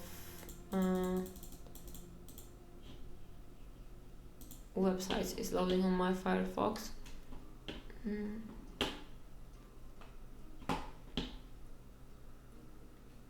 The idea for DDCon was sprung out of a need for an event for hobbyists in South Wales and the West England to rally around. An opportunity for us all to meet up, talk about the hobby we love and show off our latest pieces. Yep. Oh, vendors. So this is a proper competition. Guys, if you are from around South Wales, you should attend. Oh, they have this cool guy, this cool dwarf. Oh, I really like this one. I've seen it on, I think, SMC, and it was very, very cool. Like this one. Or I've seen it also, Minimaster painted it, right? Very, very cool.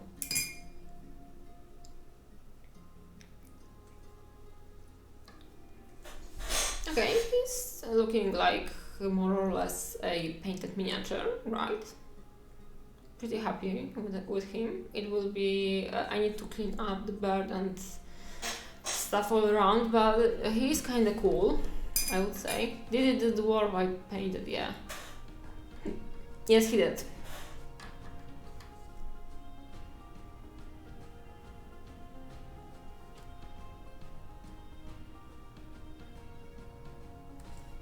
It's a very cool dwarf, I have to admit. Painting around the tufts, just jamming this brush further.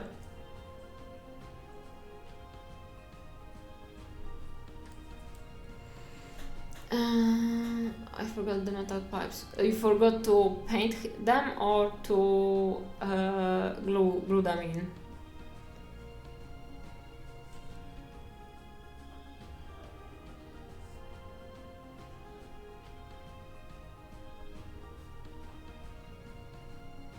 To add them.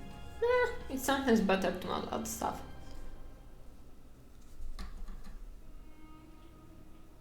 If you really wanted to paint them, then it may be an issue, but if you didn't want to paint them, it's not that bad. Also, if they were important, you would remember to glue them on.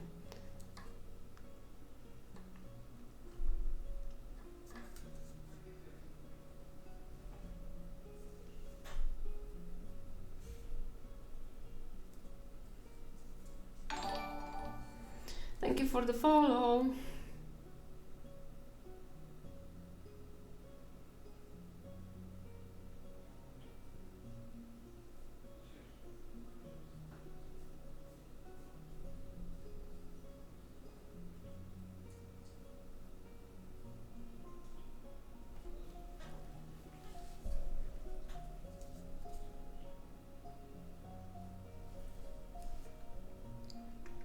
Okay, I'm actually starting to get better in keeping my miniature in the painting zone. Very proud of myself.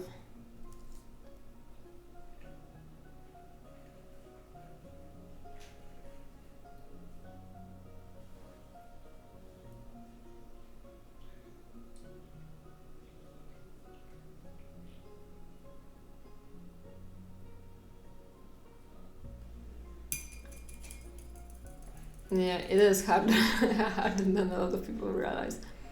It was actually hard for me when I started doing the videos and trying to do like some serious painting for my Patreon, because I I had to focus more on keeping my miniature in the camera than actually on painting.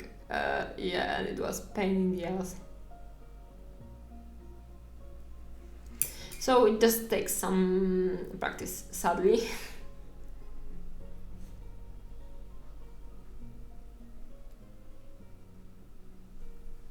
Yep, dotting. I'm dabbing the texture on. Amazing, nice to see something useful and cool here on Twitch. Yeah, my channel is very useful. Please subscribe or follow, and please check out my Instagram and follow me there, because I want to reach 10,000 subscribers before end of this year. This is my dream. You may make you may make it come true. Yeah. Thank you. The worst is when you've been painting for ages, look up and see nothing on screen. That happily didn't happen for me like recently, but again, like I'm constantly checking out what's going on in the camera. I was actually thinking to myself today, like I cannot start painting for the camera, so I cannot start evaluating my painting on how it looks on the camera on the screen, and I need to evaluate under the light actually. Also, my lights right now, because I need a little bit more lighting over here for the camera, is too strong, and I don't like to paint under this strong lighting because it's very easy to paint too dark this way. Because those two dark colors look just right under the stronger lights, and I actually prefer to paint under shitty lighting, because if it looks alright under the shitty lighting, it looks alright under any kind of lighting. So it's nice when you have a nice lighting, strong lamps, and like in photography, but also it will look alright without any special lighting in like just a room.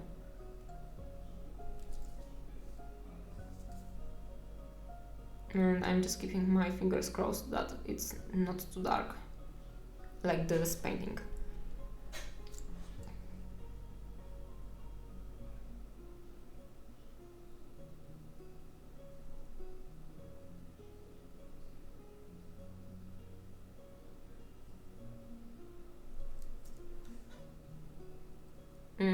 Also about Twitch, I have a theory that when I will fix my face cam, and it's coming, guys, I will do it.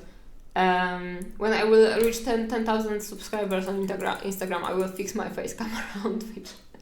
Yeah, but I have a theory that when I will, my face cam will be fixed, and everyone will see my painted makeup face, I will have more followers on Twitch. Because of nice makeup. Yeah, so I will see how it checks out. I've so far noticed that I have a little bit better viewership when I have makeup on. So I don't have to, like, painting miniatures is not enough for Twitch. I also need to paint my own face to be successful in any degree. Which is okay, I don't mind that.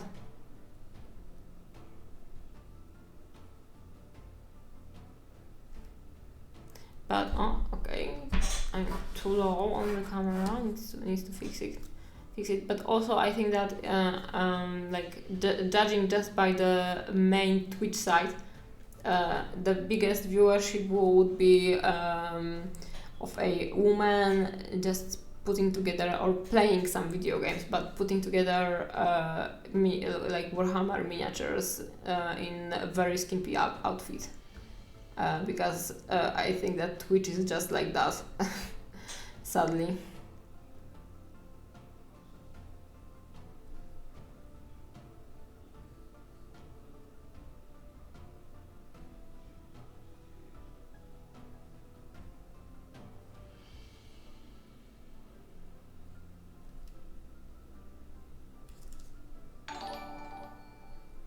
Thank you for the follows. Try being an Asian girl putting together Gundam.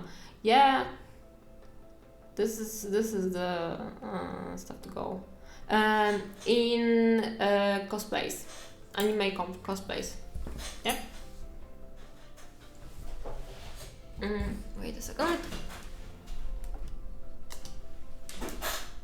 Okay, that should be better.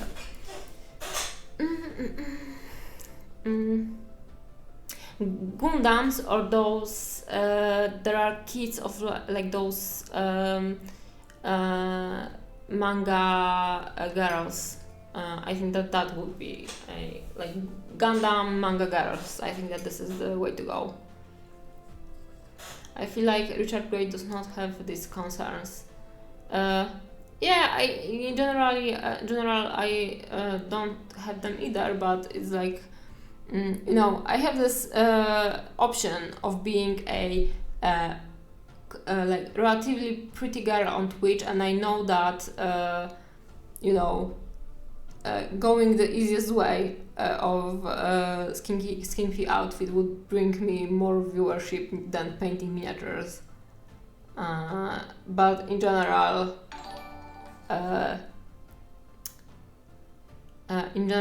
this way is easier for anything.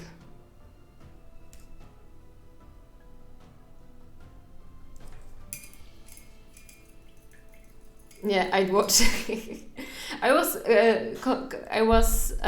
thinking about making a OnlyFans, but for naked miniatures. So getting different kits from GW and just putting them together and posting photos of naked unpainted miniatures. Yeah, this is this is my idea for OnlyFans. But also it takes a lot of time. Like at least I've heard that having a successful OnlyFans also takes a lot of work. So I'm not going this way. I'm not gonna half-ass it. Resin Poor stream. Yeah, that's Resin Poor is like when I'm thinking about doing a YouTube video, I know that anything will be worse than just doing a like diorama of optimally like Stalker or something post-apo and just pouring some resin over it. Like this is the stuff internet really wants.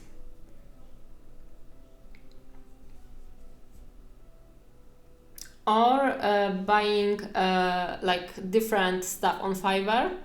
So maybe I should do a YouTube video consisting of buying stuff like buying resin pools from Fiverr, maybe, or maybe I should go into GW store and tell people to buy everything that is like available for resin pour, so miniatures that would work with some kind of water effects.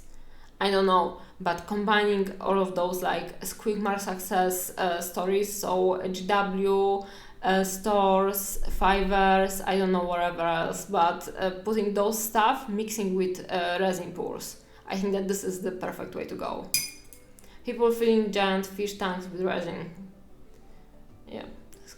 But Squigmar is kinda Mr. Beast of miniatures, right? Like, not completely Mr. Beast, but he's kinda. I think that he got some hints from Mr. Beast channel.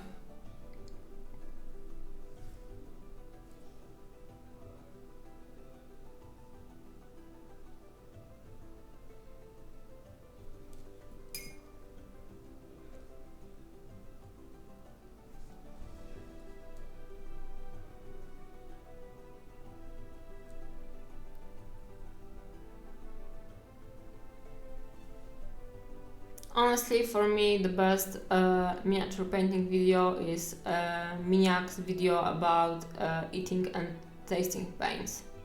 Like this is the kind of videos I enjoy the most. or of course Kujo paintings tutorials about painting miniatures.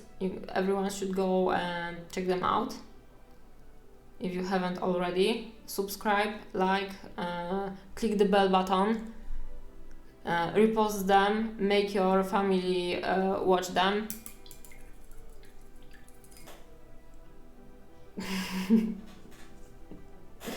Your message is being checked by mods and has not been sent. What?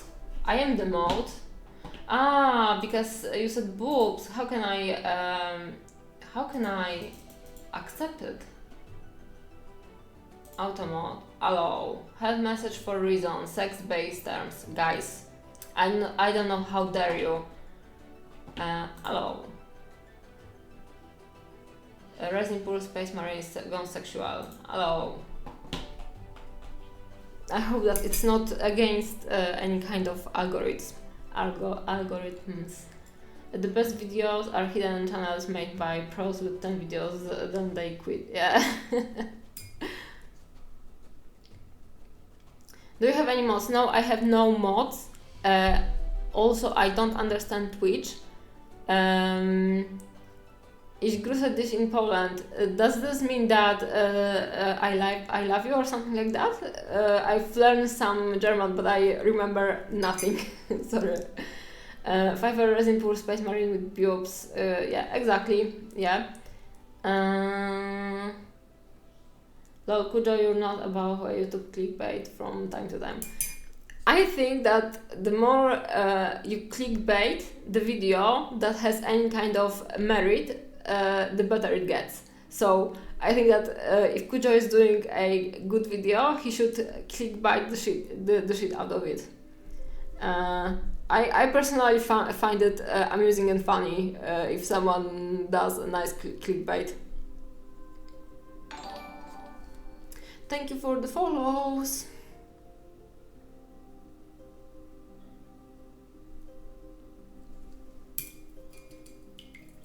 I put a pretty lady in a thumbnail and it didn't work well, lol. Do you mean me? I really appreciate the fact that you are putting your logo always somewhere into the thumbnail. Grosse in Poland means greeting you in Poland. Dzień dobry from Poland. Came from figure-ish, very good. Come from figure-ish, very good. Your face cam is out of focus. Yeah, I know. I have a theory. How can I remove this issue? But I am too lazy to try to figure it out. Like I've already tried once and I wasn't successful. But now I found like another idea, and I just need to force myself to basically transfer everything I have in OBS into Streamlabs. And I don't understand Twitch and I don't understand Streamlabs, so I'm kinda a boomer for this laziness, because I'm too lazy to learn new stuff, and this is the issue. But I will try to figure it out. I'm also trying to figure out like the setting calendar for my streams, but it didn't want to work for me yesterday, and I got kinda mad and I logged out and I want to sleep, but I will try to figure it out today again. That one did better actually. It was one with a woman holding a magnifying glass up to me. Seriously, it didn't work? Because you forgot to put a red arrow and something very green in the thumbnail.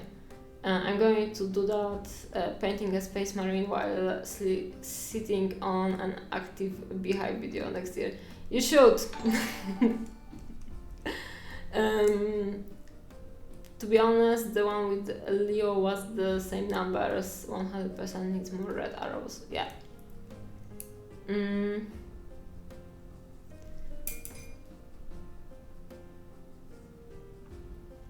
Of course you have to play the game when you want to be a successful YouTuber or an Instagrammer. But I am pretty happy that those posts created by ChatGPT are usually very stupid, and people can see that people are creating content with ChatGPT. Because I've heard from like a friend that is very much into social media that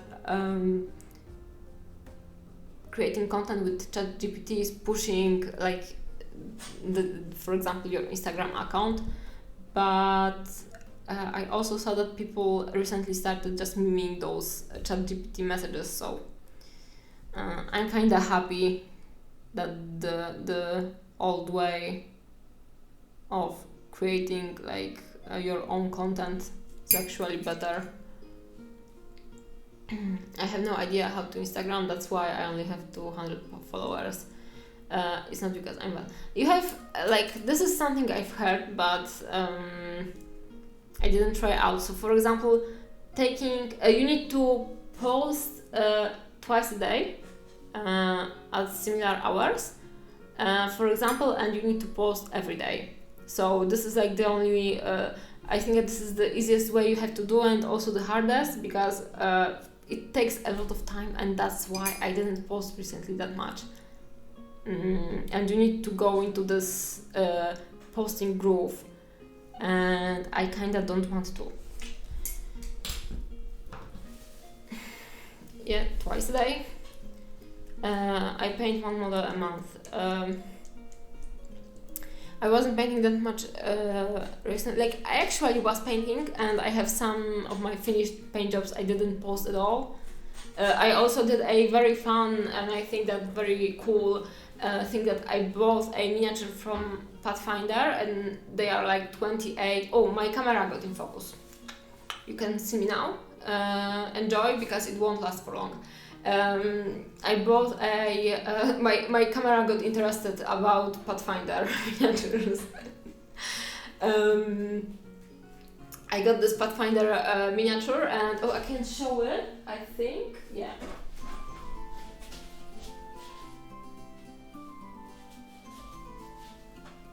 So I got this miniature, and I basically gave myself like 2 hours to paint it, like repaint it.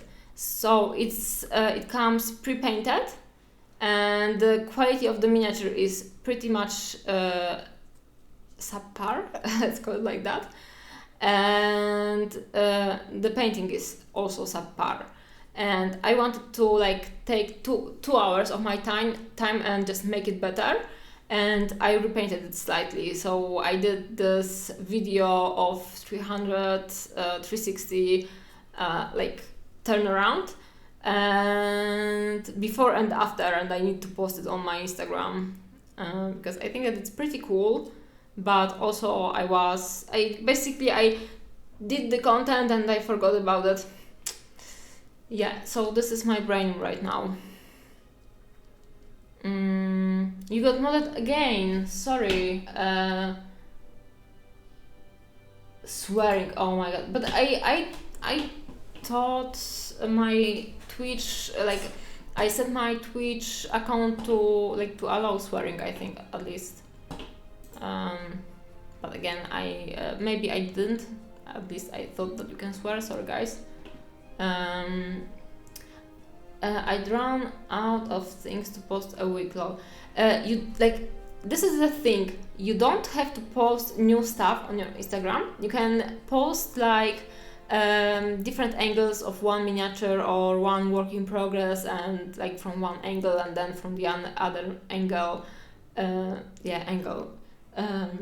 So you can like repeat stuff, but you just need to change it slightly.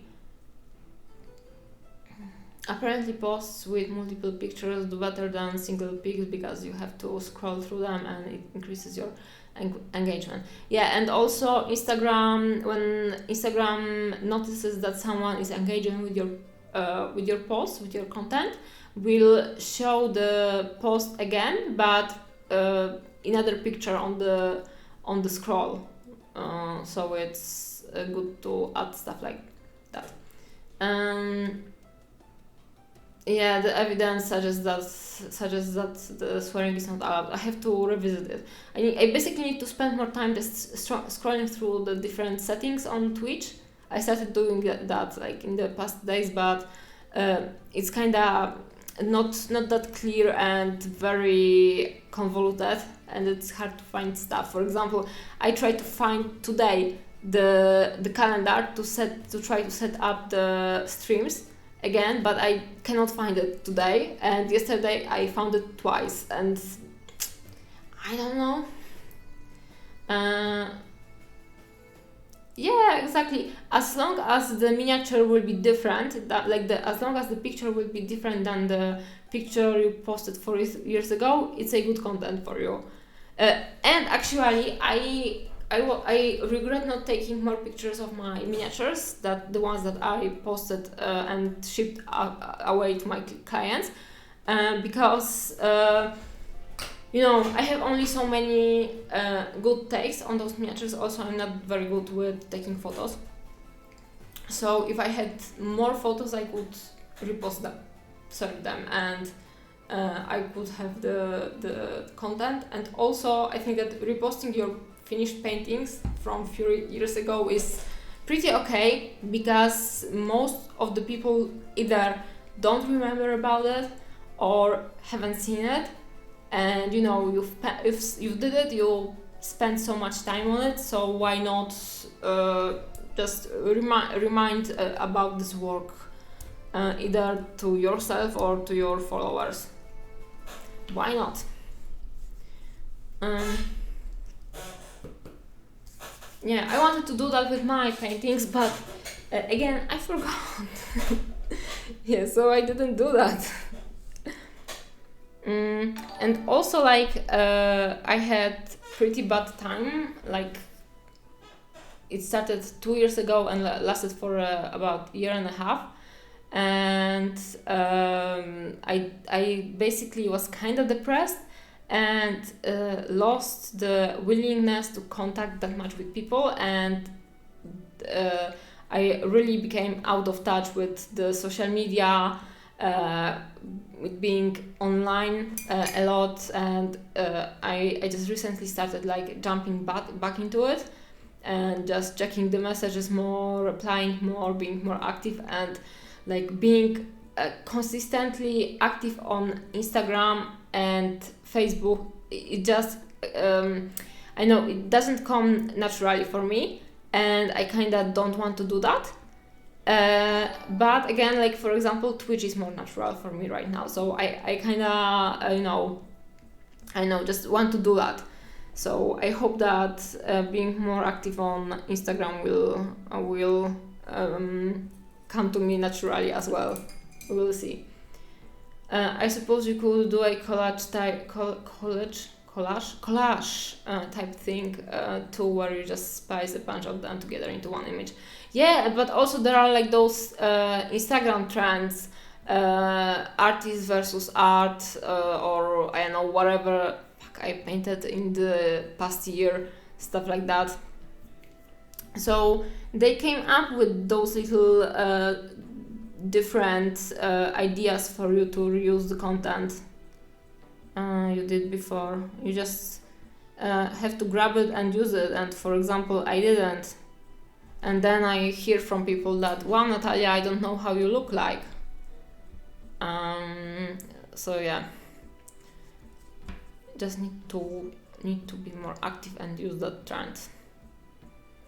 But also, honestly, I'm kinda, as a female painter, I'm kinda afraid of posting my face on the internet, because people are sometimes strange. So, but again, I started streaming, but the blurry camera kinda solves this problem for me, because you cannot see how I look for the most of the time.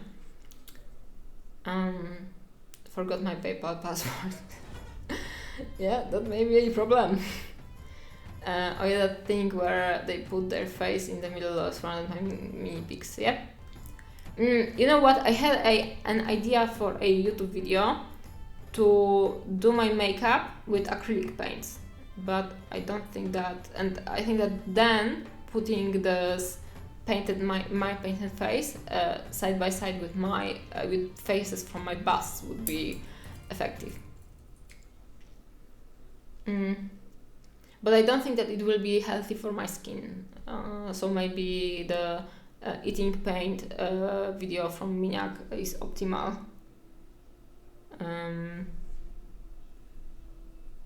As paint consumption goes.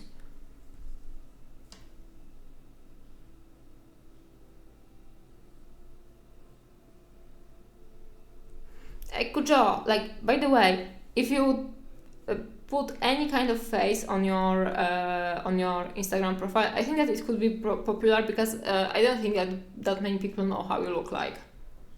So you could even sell it as face reveal. And that is always, or you could bite it, like bite it on one of your YouTube videos.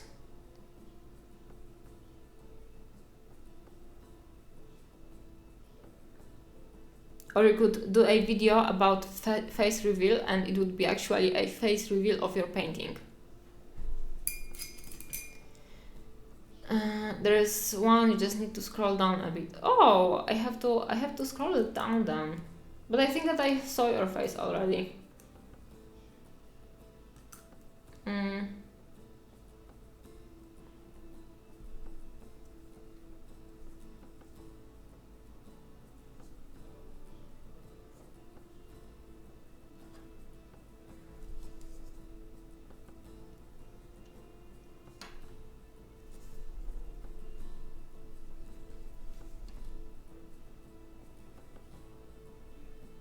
I kinda lost my willingness to paint anymore.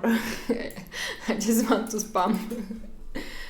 I like the Kujo torso reveal in the orange video. But was it Kujo? Huh? You never know. Okay, I'm checking out Kujo.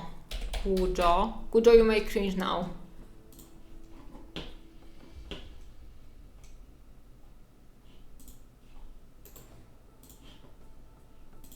You meant this one, Kujo?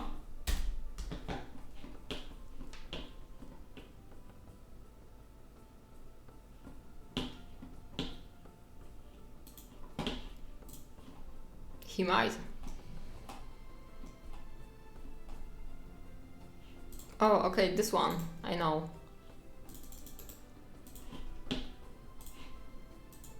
Oops. Please don't emote my chat in any way. I am very funny, sorry. Sorry, people have to suffer because I got my sense of humor after my dad. Okay, I don't believe it's you. You have to prove it in a way. I don't know what way, but you have to prove it. I won't post it, guys, on the chat because you have to find it yourself.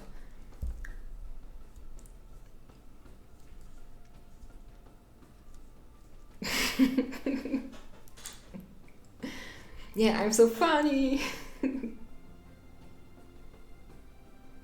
Yeah, very moody, and it's black and white, so you know that it's very serious.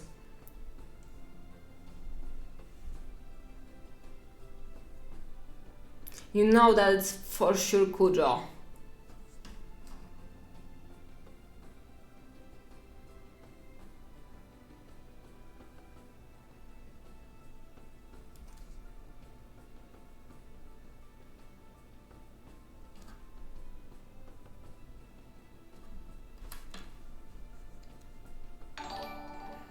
Yeah, if it's black and white, then it must be pro. Thank you for the follow. Okay, painting. I think that this is too dark over here. Also, I think that everything got a bit blurry. Again, almost like my face cam. So I will try to make it lighter over here. And I think that later I will just finish my stream today. Yeah.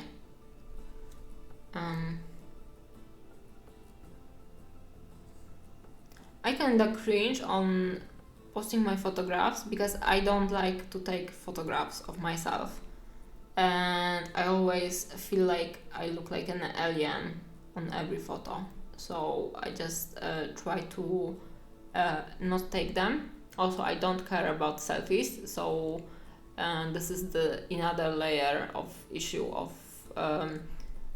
posting any selfies anywhere. And then when someone asks me for some kind of photo for something like a poster of my workshops or poster of anything connected to judging or miniatures, I struggle with coming up with a useful picture.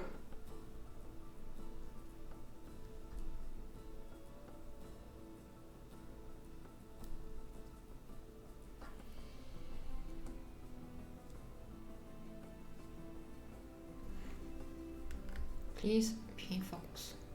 We are very professional over here.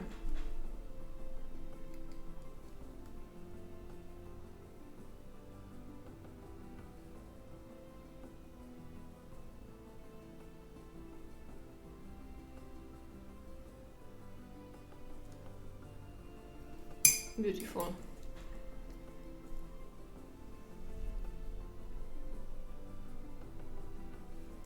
The one I used for the outline picture was decent. Yeah, I think so. Like, it wasn't that bad.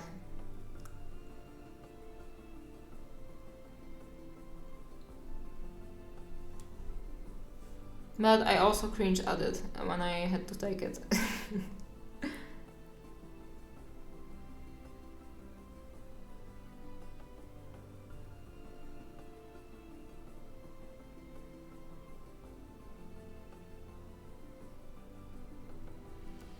In the past, I was thinking, like, when I saw that someone got a professional photo shoot, I was thinking, okay, but why do you actually need those photos for? And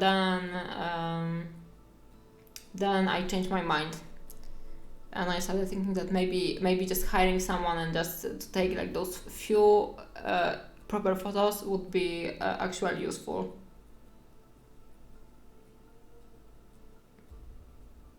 Or I should go for the photographer that takes the pictures for IDs and passports, and ask him to take a cringe photo of myself for the ID/passport, and usually they don't look that well, and I should use this photo for all of the marketing purposes. That would be kinda meme-like.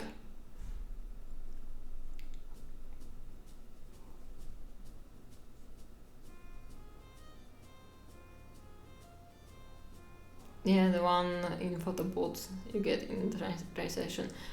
In which one do you reckon I would look worse? Or maybe a photo that people take for the IDs. They're usually bad, pretty bad also.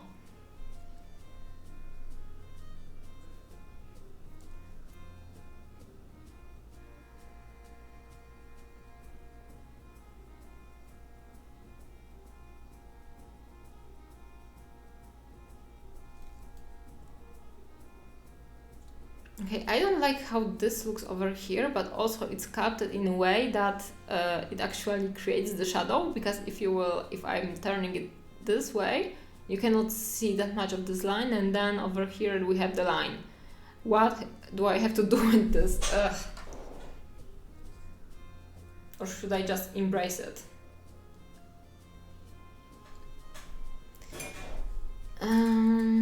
My ID photo looks great because it's 10 years old, so I look a lot younger.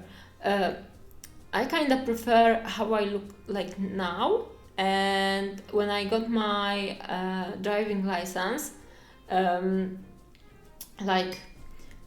started getting my driver license when I was 18, and I submitted a photograph of myself when I was 16. So basically the paper, like my driving license paperwork, had the photograph of me being 16 and I didn't look that nice then, and also like 16 or 17 and I didn't look that nice. I didn't have my makeup like worked out, and also like my hair was totally different. And when I finished my like getting my driving license, I was 25, I think, so, or 26 even, 26 I think. So and I didn't know that this old photo will be automatically added to my driving license. So I look kind of bad in my driver's license, and I'm younger, so I would prefer if I was older on this photo actually. My license looks like I've been arrested. You know, but should it look like that, or you don't embrace this nature, this aspect? You wanna see my favorite part of my dragon's daughter? Yeah, please. As long as it's not her coochie, because her coochie is sculpted by the sculptor, and I consider it a kind of unfortunate detail. Please post it in the chat or in my Discord if you don't have the link. Did you post your driving, like put your driving license on the dragon's daughter?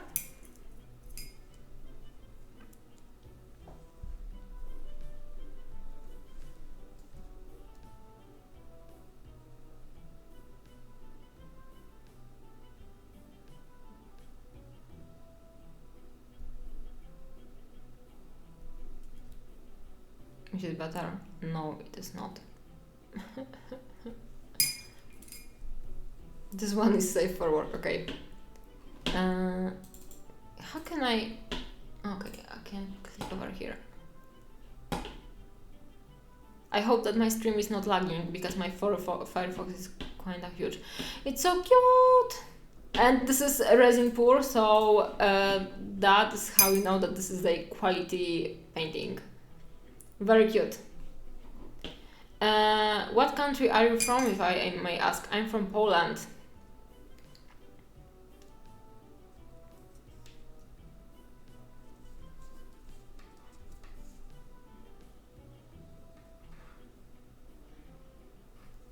Okay, I will clean up this mess over here.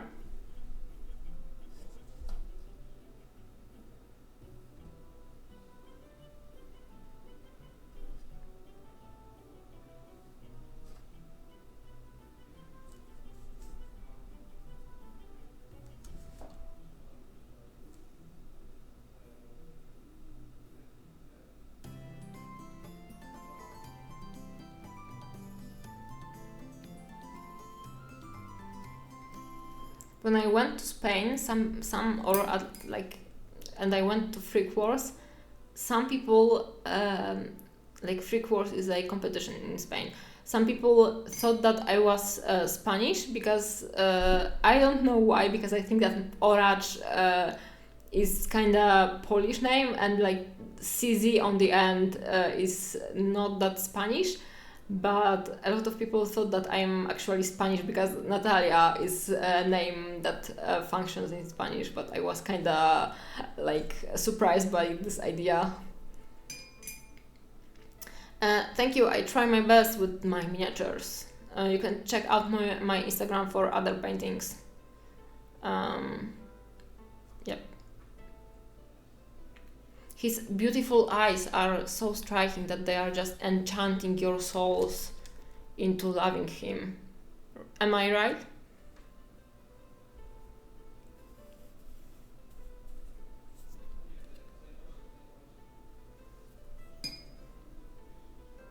Frogs are always cute, so putting the frog in your painting Minimancer was a good solution, I think.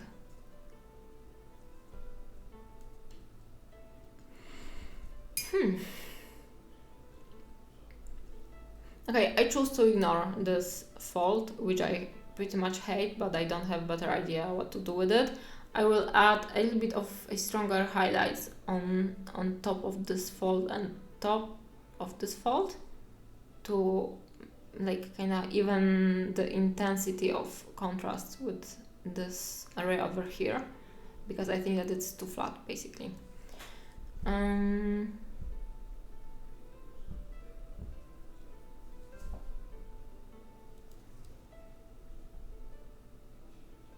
Blah blah blah. The highlight is too dark.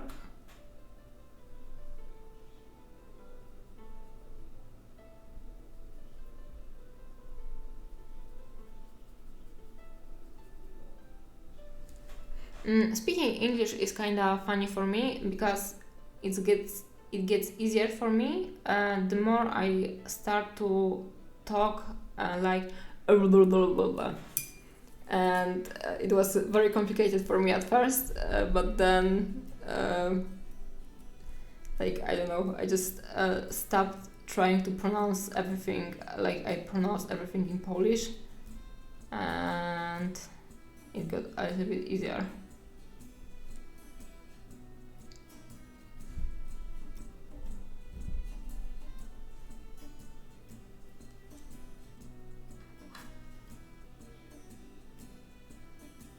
Too strong?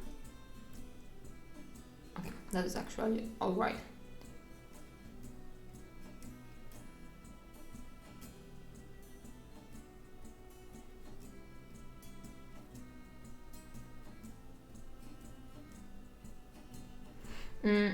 Also, I was very happy to travel to Australia for a month and a half because I knew that my English will get better after spending so much time amongst the English speakers. But sadly, my English started getting better, like the knowledge and practice uploaded to my brain basically a week or 2 weeks before I was meant to leave to Poland, back to Poland. So it was kind of unfortunate, but some of it stayed with me. I think that it's better right now.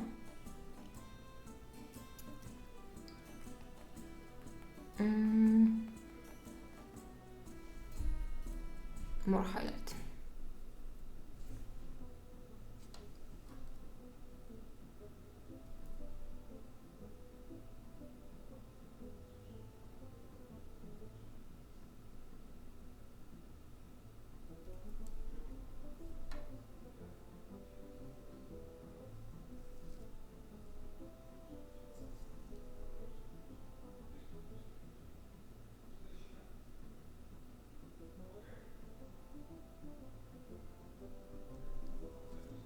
Is it alright?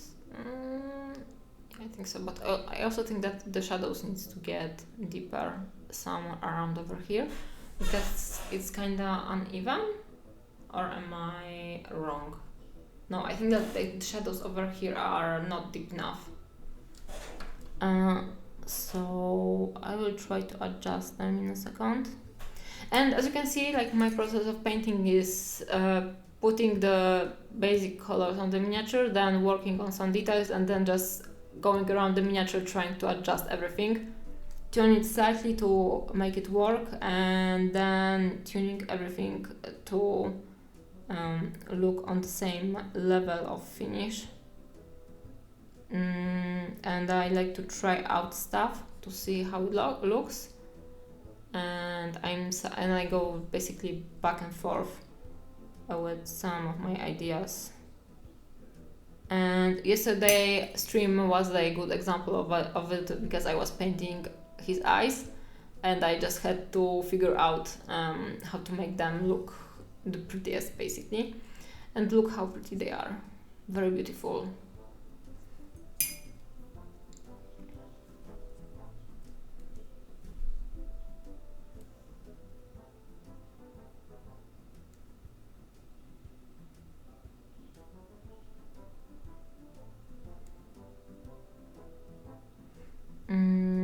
I think that I need to add more violet into the shadows, but I will start with Payne's Grey to build up more darkness, and then I will glaze a little bit of violet over there.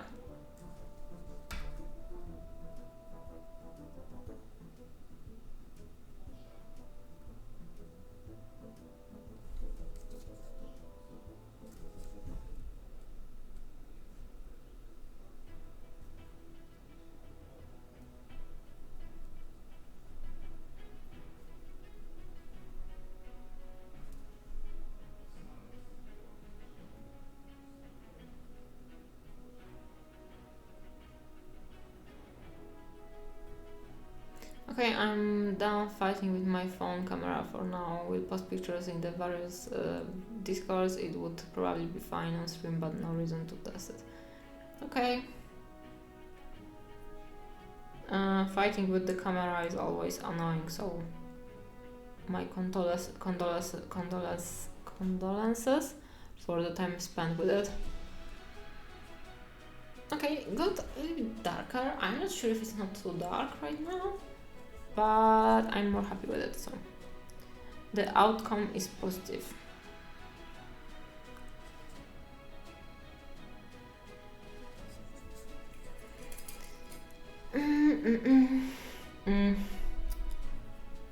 I need to bring a little bit of highlight in over here. Okay, now I think that is fine.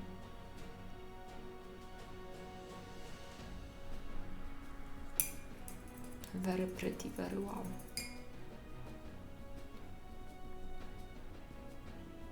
Yeah. And actually for the black, I think that I will use, it's a little bit unpainted over here, so I will just take paint gray and just pop it over there to make it dark from every angle. And I think that I may take pure black and just paint it over here to try make it even darker, but I'm not sure if it will do anything favorable for this painting actually. But I feel like this needs to be painted more and darker. And also, this miniature may be tricking me a little bit because it gets sorry, a little bit of reflections in those crevices, so they may look lighter than they are. So actually I may be going over with matte varnish would be more useful than painting it black.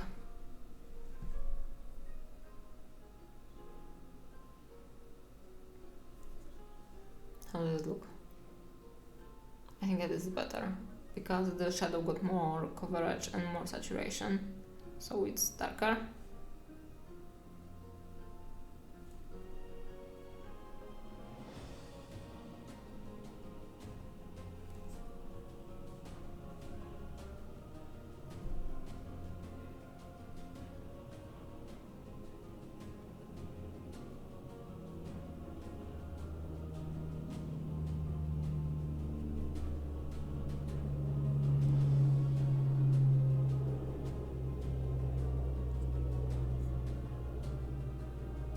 Okay, that's nice. I will clean up this line over here. Basically, if you want to like progress your painting and make the miniature look better, do the black lining. So first of all clean up the different surfaces so the colors wouldn't bleed into each other. Like, so for example, you wouldn't have this flesh tone painted anywhere over here. And then you can black line, so paint darker lines in between different surfaces, especially ones that are very different from one another, and that will make the painting look much more clean and will give it better finish basically. What are you painting for? Just for fun, or are you painting for a game? Or this one I usually paint for I paint display, like again I do display painting, so I usually paint for the miniature to be displayed in the cabinet. And because I'm a pro painter, I usually paint for a commission / collectors. So most of my miniatures are painted to be displayed in the cabinet, and they are meant to be sent off to someone. So I am losing my babies, sadly. But this one is for a display for myself. And also I will be getting some Warhammer miniatures in the future, and I will paint them mostly for my own display. And I don't think that I will play them, but you know, they would be definitely playable if I will keep them on their like those round bases. I am so bad about doing that, but you have probably already seen that in my work. I don't think that it was that bad. I have to have a look again. Command criticism.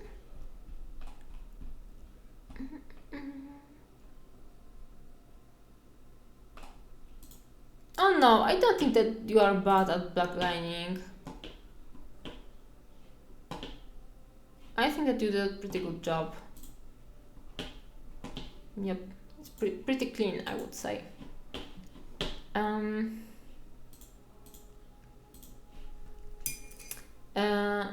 It's really impressive. Happy to let you like my painting. I try my best with this one. I'm wondering about starting to paint some miniatures for D&D myself, but I'm scared to start trying. But what do you have to lose? Basically, you have nothing to lose. You have everything to gain. So you should try, in my opinion. There is a lot of tutorials. For example, Kujo Painting, present in this chat, has a very good YouTube channel. I will link it in the chat. And he's like showing a lot of ways to paint miniatures, mostly 28/32 millimeter scale, so the D&D scale. So you just basically don't be afraid, just try it out.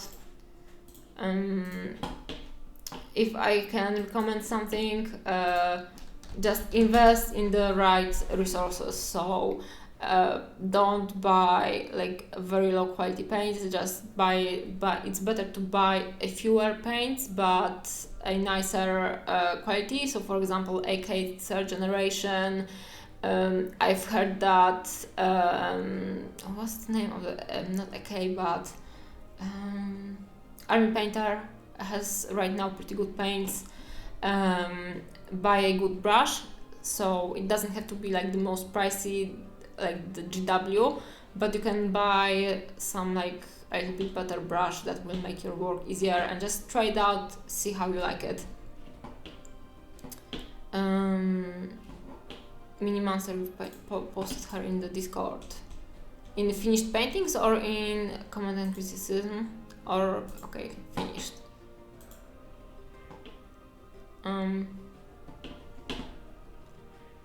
I hope that my Firefox is not making the Twitch go problematic. Yeah, I think that's okay. Some of the colors are bleeding into each other, but it's not that you don't have that much road to go through to clean it up. So you are not the biggest offender when it goes to blacklining. Yeah, the frog is so cool, and I really like that you painted her more in this like froggy vibes. Very, very nice.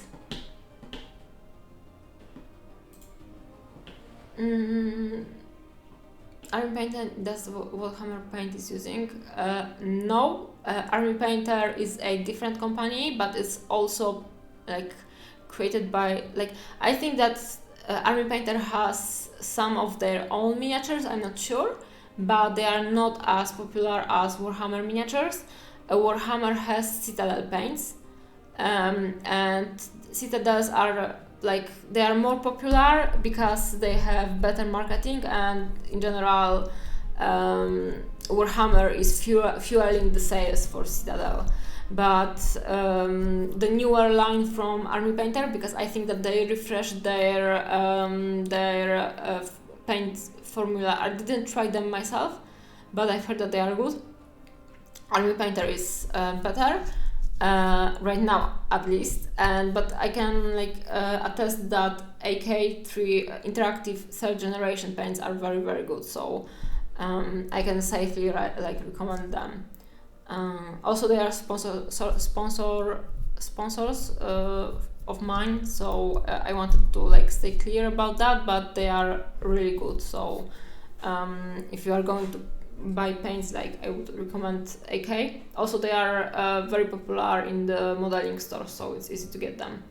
P3 are good also, I like them a lot, but they have slightly smaller paint range, I think. Guys, did you paint with the new army painters? Anyone in the chat? This model is kinda more organic shapes, which I think are ought to do a harsh lines. Yeah, exactly. And she didn't have that many different textures over there.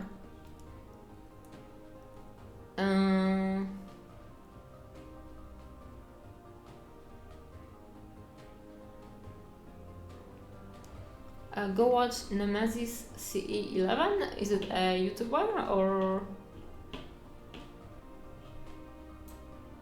is it a streamer?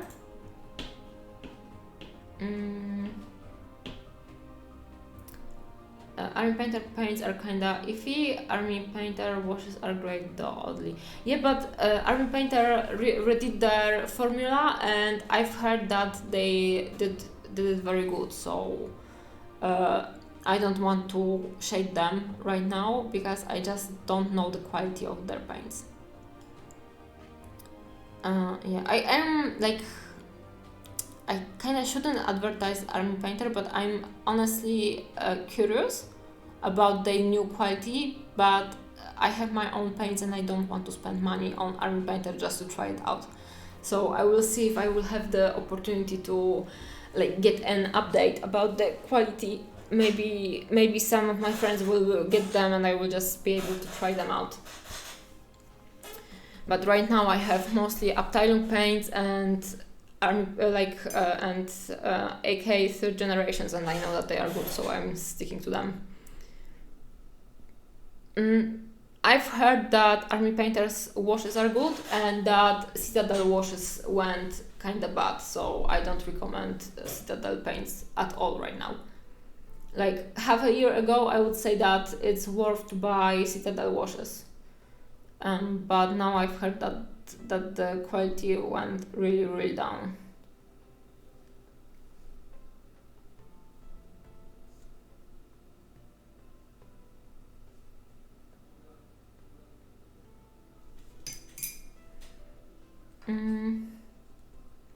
Contrast paints, I don't like them, honestly, so and also I'm not the target for contrast paints, so I have no opinion basically. They may be useful, using them as filters from airbrush can be cool. Not try them either, but people seem to like them. Yeah, but also when talking about contrast, you would have to compare contrasts from Citadel, contrasts from Vallejo, contrasts from not Vallejo but Scale 75. AK actually got new contrasts recently, the new line of paints which are contrasts. So contrast paints may be good, but also the quality of contrast paints, when compared to different companies right now, may be different. So maybe contrasts from Citadel are not the best actually. I honestly have no idea about contrasts. I got some contrasts from Citadel, but I just don't use them. I tried to paint some Blood Bowl miniatures in the past with them, and I kind of don't enjoy the process. I prefer to paint stuff with my brush.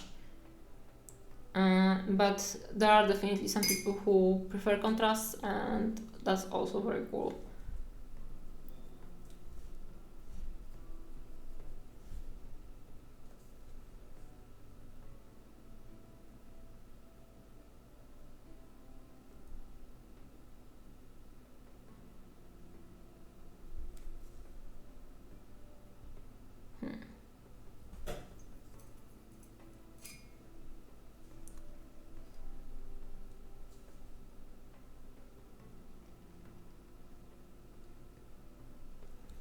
Okay, do I like this shadow?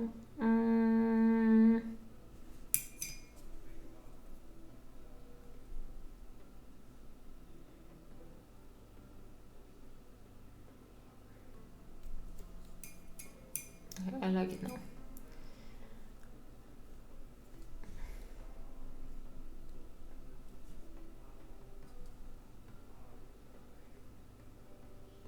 The paints also depend on what country you're living in. So for the US, some of the paints may be not as available as they are in Europe.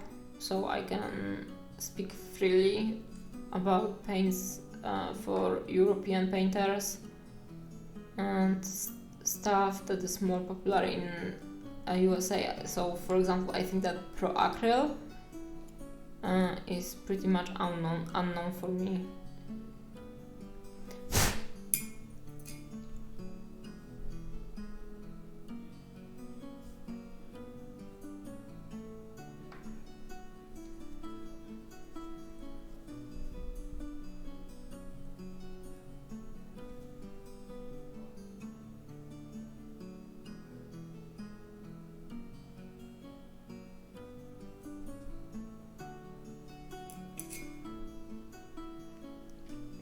I will add a little bit of violet shadows over here, and I think that I will be pretty much done with this tunic. Hey Ivan, thank you for the follow. I think that I will be pretty much done with this tunic. I will maybe do some adjustments later, but I will leave it for like the end stage of the painting, just to bring everything together with the final detailing.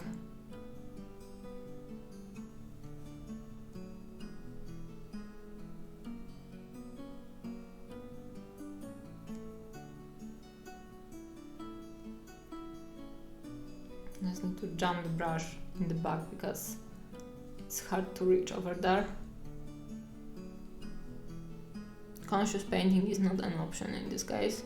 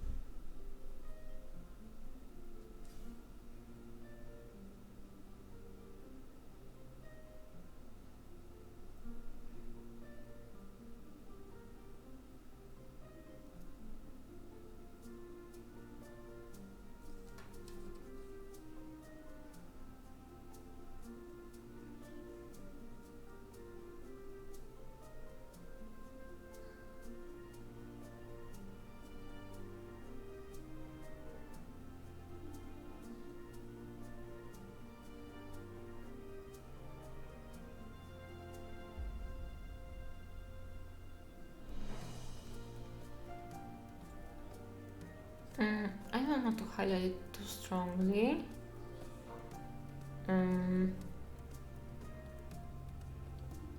I think that this fold could use some highlight, but I also like how harsh it is.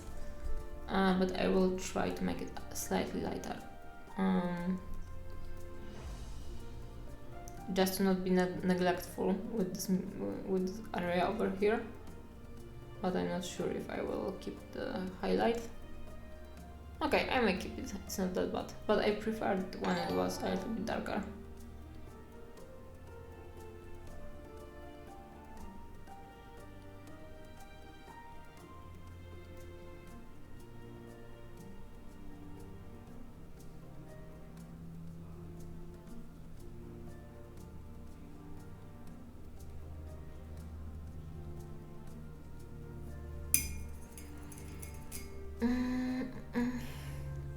Okay, and now I will go back to the darkness and I will use Payne's Grey and this violet to paint stronger shadow in this fold over here.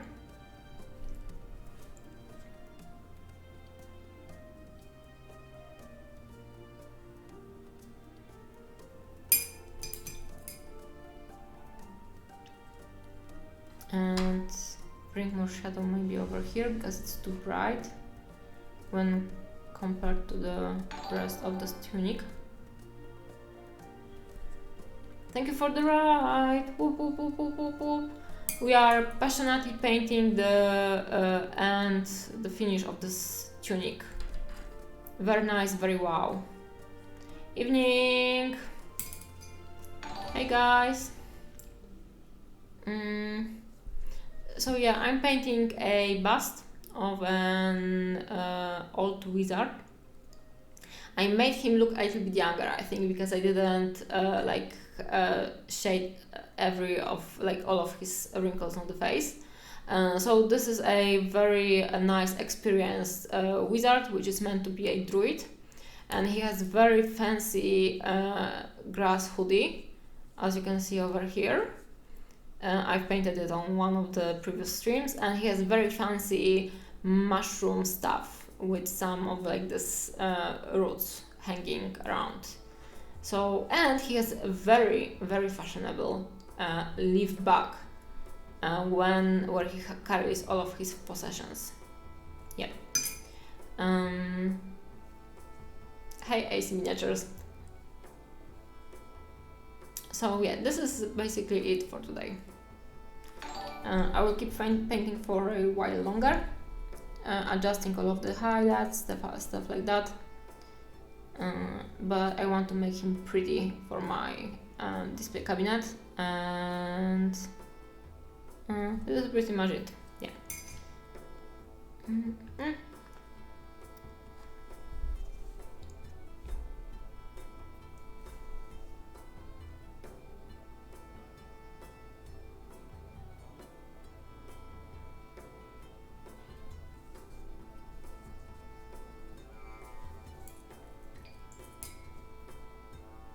AC, what were you painting today?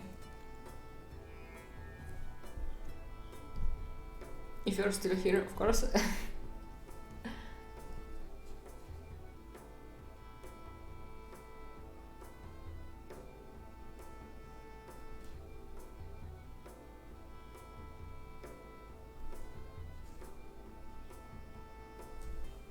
Chipping away at a demonet. Okay.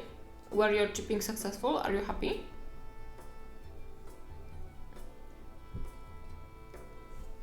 With the stuff you chipped?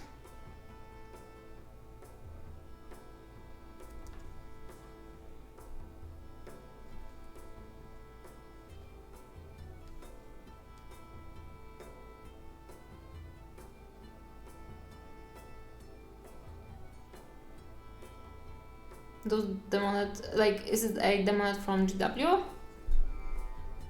Because they are pretty cool. Sorry, my airbrush compressor went off right as you spoke there. Okay, I asked if you are happy with the chipping effect. So with the stuff you chipped. And then I said that those, if it's a GW demonet, they are pretty cool.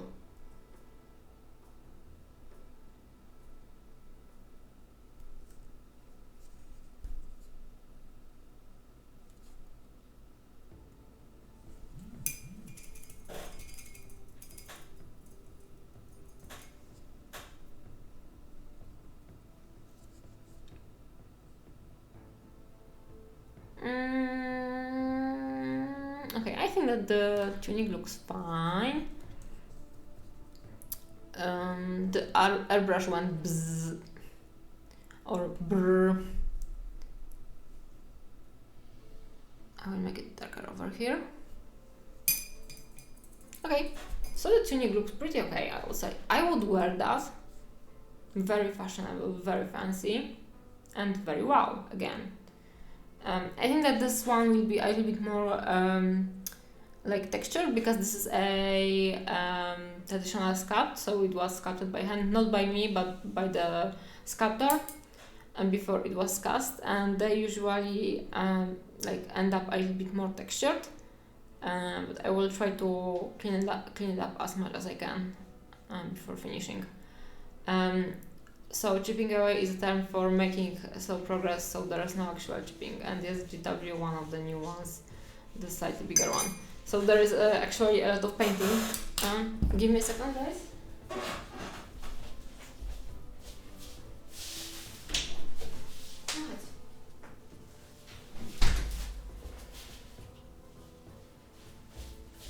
I have a cat, guys. Look, a very nice specimen. Hi.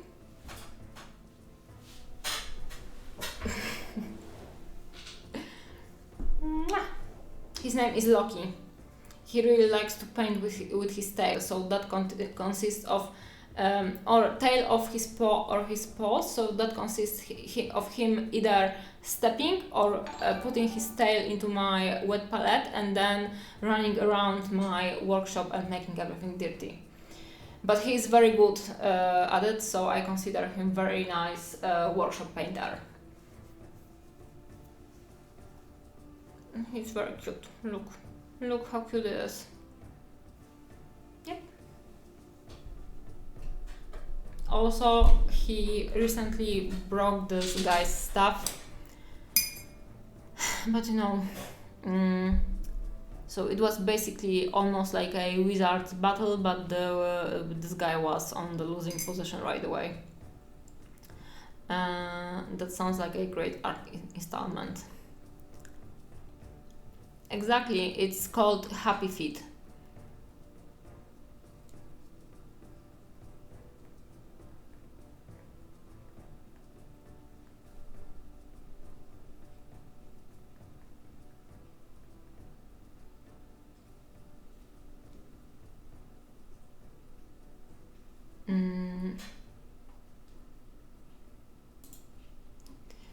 He's far more relaxed than our cat. There is no way I would let us carry her like that. Yeah, but that's because I raised him since he was a very small kitty, and also me and my boyfriend were like picking him up a lot, and basically like I found out that just picking up the kitten and never like throwing it somewhere like on the pillow, for example, like creating like this jumping from a height like experience.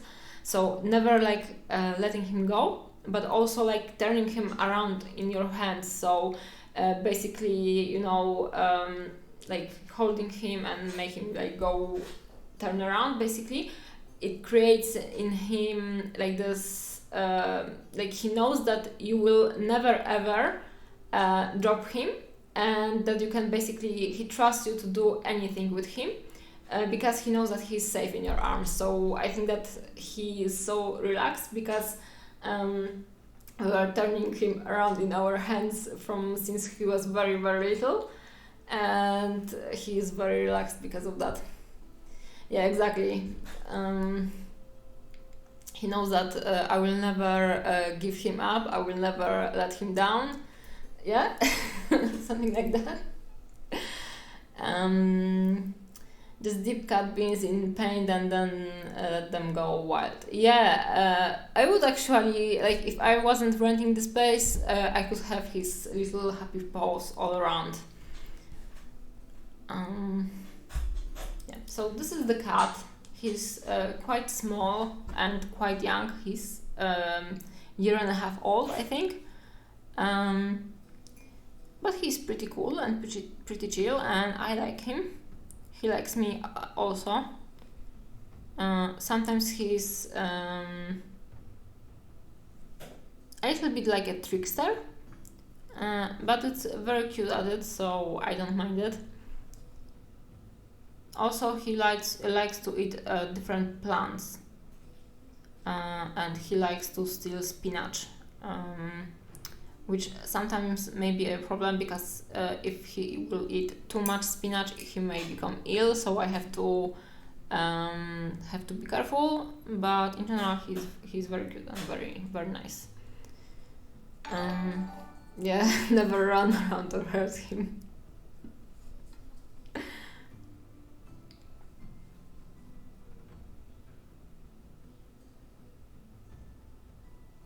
Also, I was very lucky when he was a kitten, and I didn't like have the misfortune of stepping on him, and when you have the cat, sometimes it just sometimes happen because they are not that tall and they sometimes just randomly get in your way. So he never got like boinked by my leg, so I think that enforced the trust in him. I've just packed up and bed is calling, so have a good stream and see ya. Yeah, thank you for the ride, and I know have a lot of cute little dreams about cute little cats and good night sleep. Thank you. Popeye cat. When I actually found my cat, like I didn't found him in the first place. Like first I found his brother, and it turned out that a kitty that was visiting my parents' yard was his mother. So first I found him, his brother, and I decided to call him Baldur because Baldur's Gate 3 was about to come out. Like it was last year, so I knew that Baldur's Gate 3 is coming out, and I was pretty excited about it. So I called him Baldur, and then I found out that he has two of his siblings. So I decided to call the other two Loki and Thor. So from random game names, it became Nordic mythology, and I had the trio.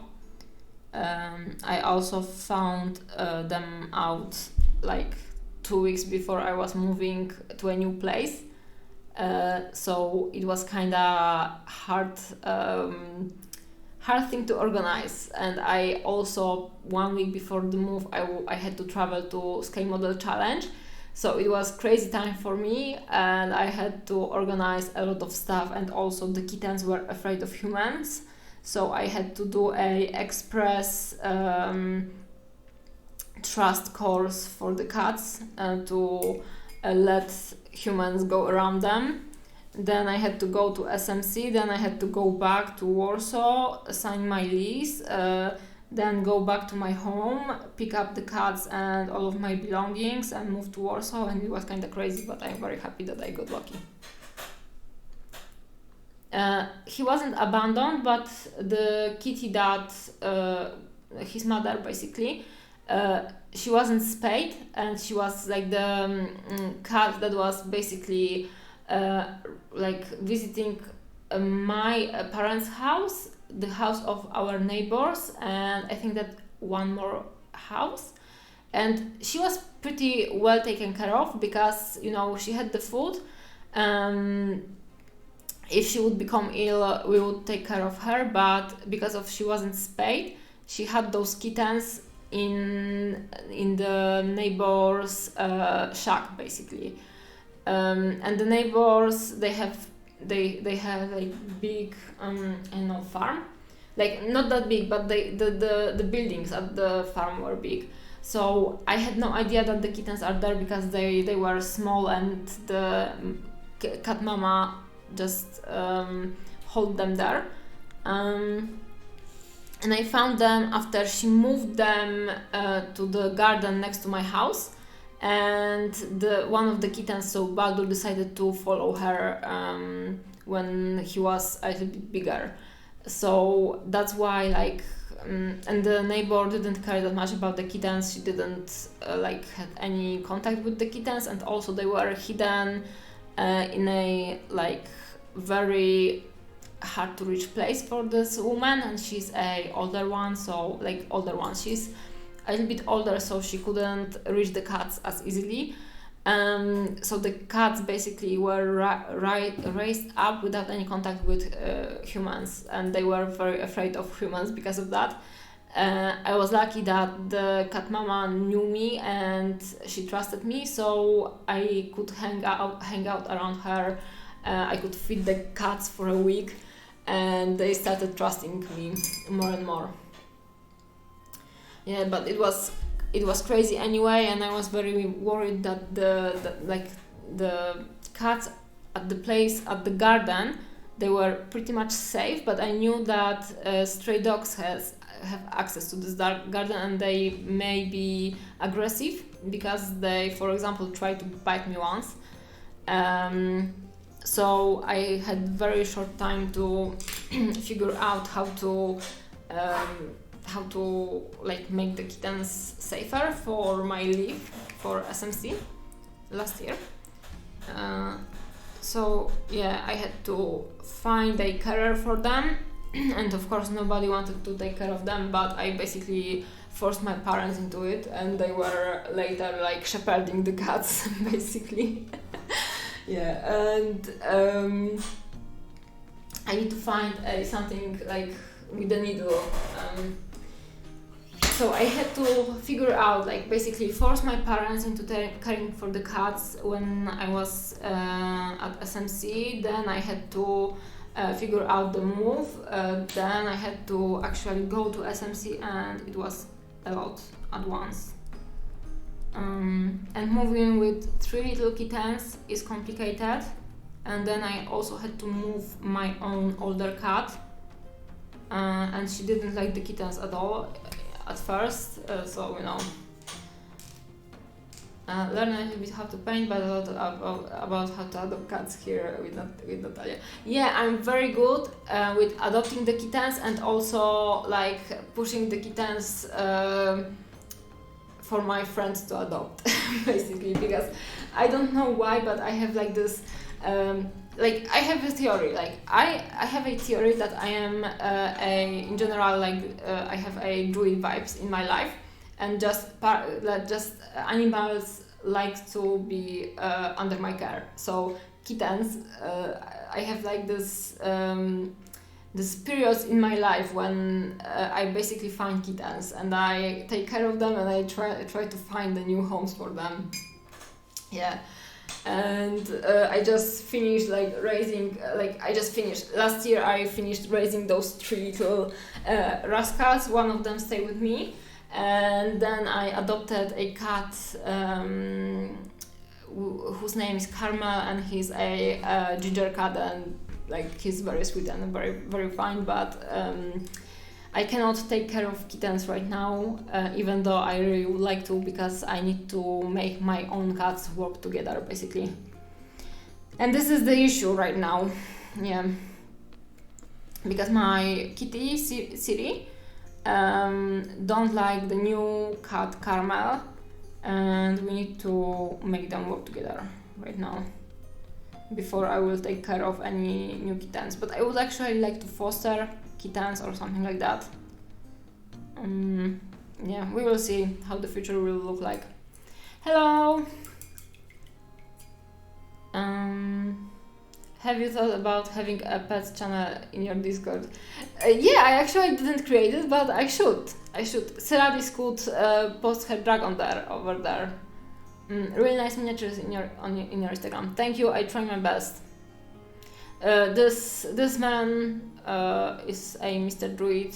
I hope to finish him in like coming days. I also started but not finished painting box art for this one.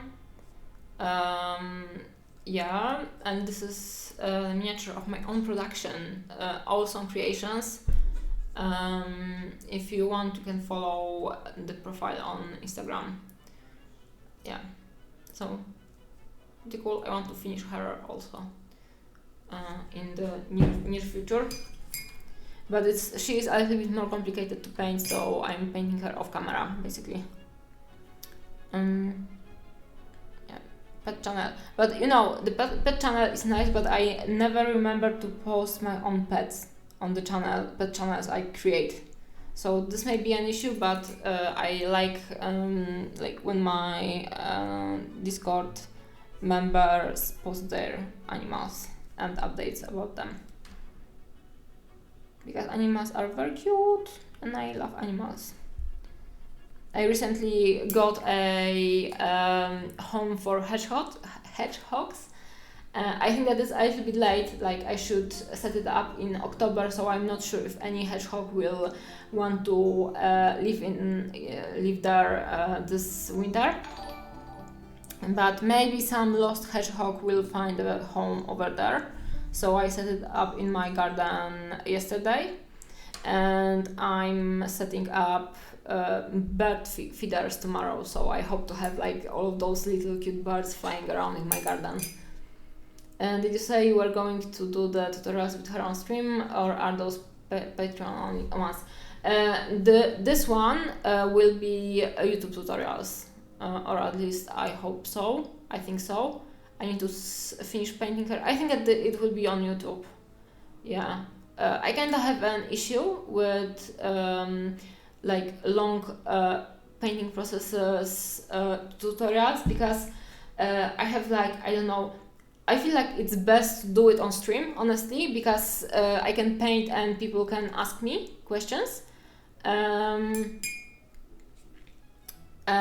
also it's a very long process. But if I think that a like streamlined video would be more informative. So basically, I'm sitting on the fence of which direction to go with this tutorial. Right now, I'm thinking about just like taping or videoing everything, recording everything, and just doing some over voice with some commentary. But I will see how it will go. And it will be available on YouTube for free.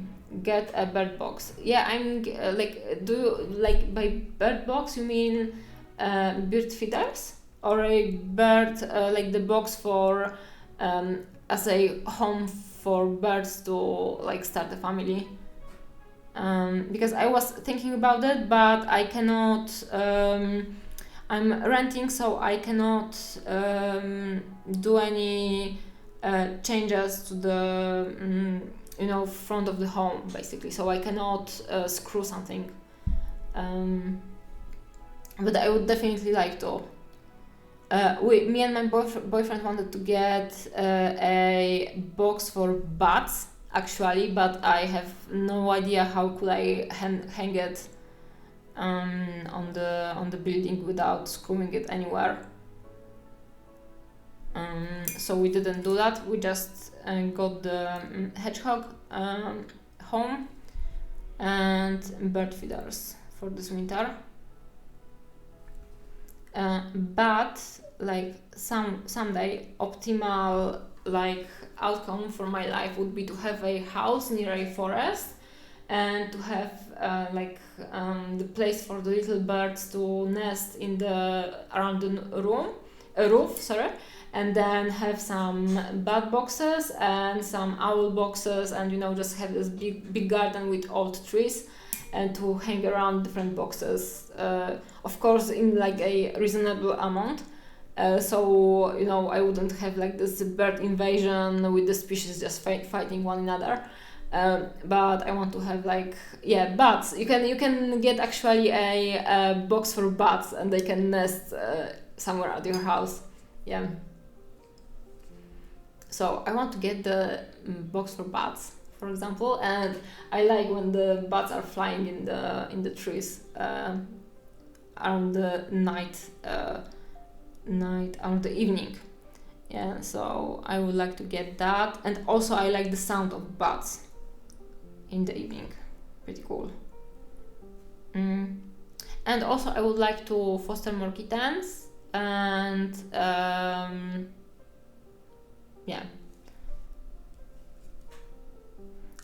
in the past I thought that I would like to care for hedgehogs, but it turned out that they are very intense. So if I would find a poor hedgehog that needs some nurturing, I would take care of them, but I wouldn't like to repeat this experience too many times.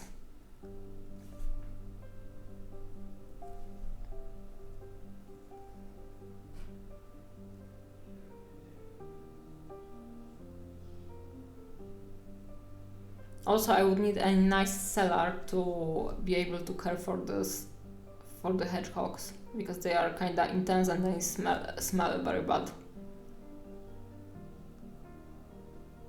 But in the past, I thought that hedgehogs are pretty cool, and they are cool, but in their own house in my garden, basically.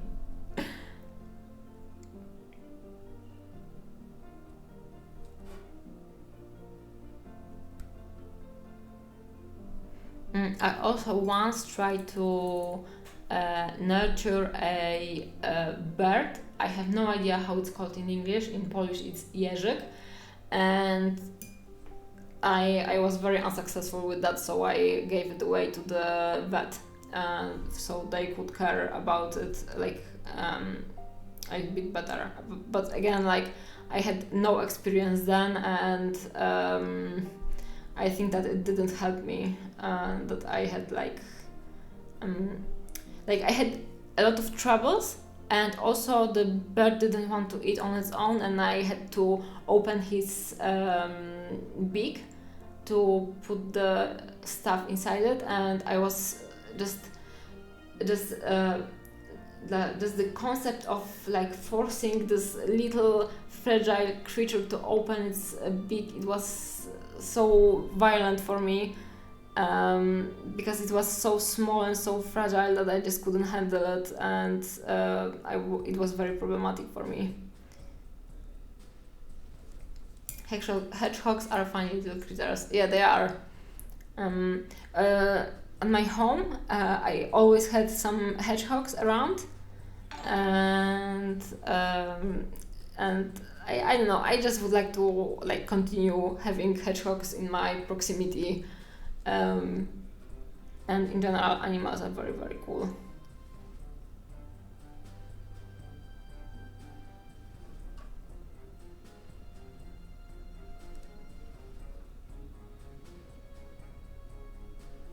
In general, I don't care that much about gardening and stuff like that, but I would like to just have like this place for different forest animals to hang around. Oh, and also I would like to have little foxes somewhere around. I know that foxes can be assholes, but they are part of ecosystem, and I find them pretty cool. There's a guy like Robert Fuller, I think, on YouTube, and he is very close to nature, and he also cares for a lot of forest animals, stuff like that, and he has a very cool YouTube channel where he first of all streams the different nests. So for example, he streams the owl's nest and stoat's nest, so you can see what the animals are doing and how they are raising their little ones. And also he does very cool YouTube videos about like the stories about different animals and different owls, for example. I've never seen a hedgehog in the wild. I was obsessed with them when I was a kid, all sorts of kids' books with hedgehogs. But honestly, like, you don't, like, in the wild, okay, so in the nature, but it's, in Poland, for example, I'm not sure where are you from, but in Poland, it's very easy to meet hedgehog even in the middle of the city, like in the middle of the night, because they actually, there's a lot of hedgehogs anywhere in the greenery. So I know, I think that it's not that hard to find them, but you need to be just a little bit lucky. Young owls look crazy. I never realized they have catch long legs. Yeah, they have. They're pretty, like, the anatomy is pretty funny. But you know, as long as they keep the feathers on, they are very dignified birds. They are not endemic in the USA. Oh really? They are not? I didn't know about that. Maybe that's why the hedgehogs in Europe are called European hedgehogs.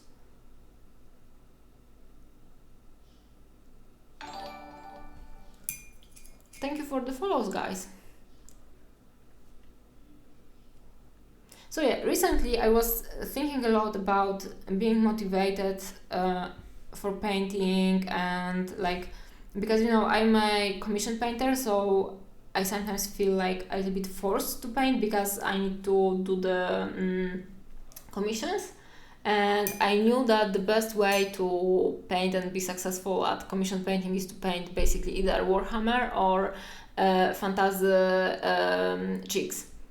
And I kind of wasn't happy about that, and that's why I decided to basically stream the stuff I want to paint.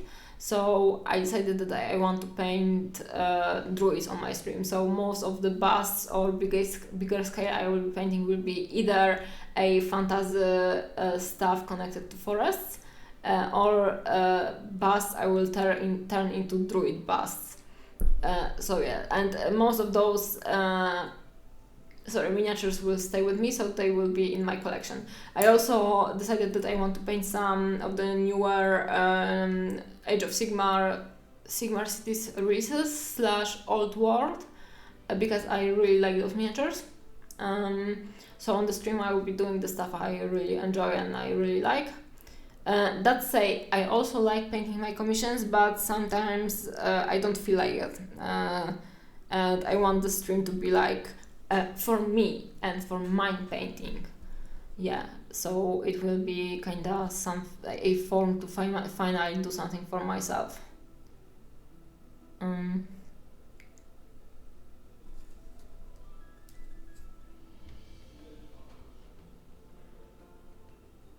And also I want to collect the like kind of old world Warhammers for myself. So if I will paint one, I won't on stream. If I will paint one on stream, I won't think about selling it.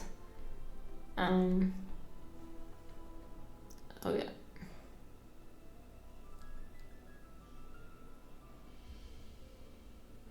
I also have some I have very nice Spira Mirabilis collection, and I want to paint more of them.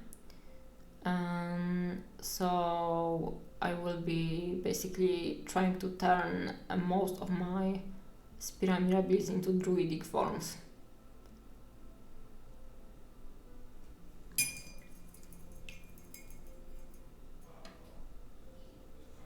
Because I have right now I am looking at them, most of them at least, and they are very randomly just laying in the display cabinet, because most of them don't even have a plinth, and it's a bit sad, so I need to bring it in order and make it look nice.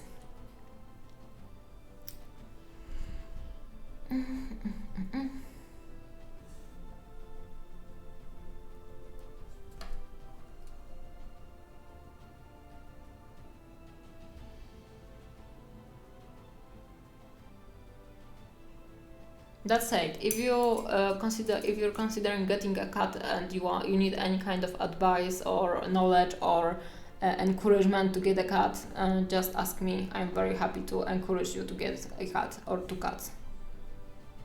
3, maybe a little bit a lot for non-experienced owner, but the more the merrier.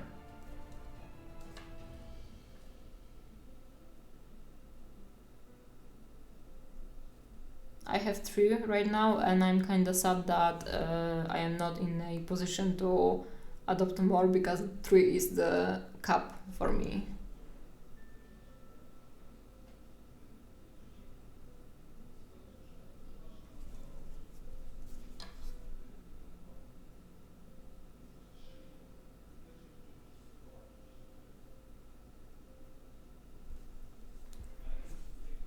Hey! I want a Maine Coon. I always wanted to have a Maine Coon as well, but I decided that I'm just doing the... if a cat will find me, it will be mine. So if a Maine Coon will find me, I will have Maine Coon, but the chances for that are very, very low. I got the caramel cat, right? So he's orange cat, and I found out that orange cats are like 10% bigger than other cats, just because of their genetics. And he's kind of big, and like when I'm holding him like this, like I'm thinking like, the hell, like Maine Coons are even bigger. So how the hell, like I could handle like this big cat? And Maine Coons are basically like dogs, right? So I'm just impressed by the concept of having like this big ass cat in your lap. Yeah, usually friendly too. But honestly, your cat, like if you get a young cat from a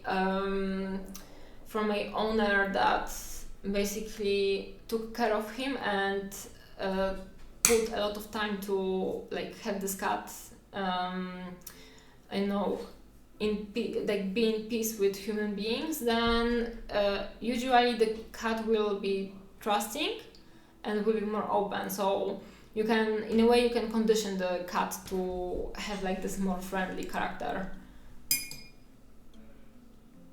Your message about Maine Coon was blocked? Maine Coons? Oh Jesus Christ, I think that is because Coons held a message for bullying. Allow will post it to chat. So Coon is a bullying. Thank you for the follows, guys. One of my cats is part Norwegian forest cat, I think. We don't know the father, but he looks like it. Yeah, I also wanted to have like Norwegian. Like in general, like my lifelong dream is to have a cat with a fluffy tail. And you know, again, if I will find one, I will be happy to. But in Poland, like the European cats that are roaming our streets, they are short hair. So the chances for me for finding a long hair cat is very, very low, sadly. But they are very pretty. Maine Coons and Norwegians like are so cute and so fluffy. I would like to cuddle them all. My baby's same litter. They are both polydactyl, so they have 6 fingers, right? And have extra, 6 toes. Sorry. Cute. And they have like those. Do they have the long fur on their toes? I'm so cute. One is long hair and one is short hair. Very cool. Very cute. And they have a similar. How it's called, like the colors very similar. The like spots, right? Nice. So I think that Maine Coons actually are polydactyl a lot, so maybe they are mixed with Maine Coon. I'm not sure how polydactyly Norwegians are, but Maine Coons actually are often like have 6 toes, so maybe it's kind of Maine Coon, maybe not.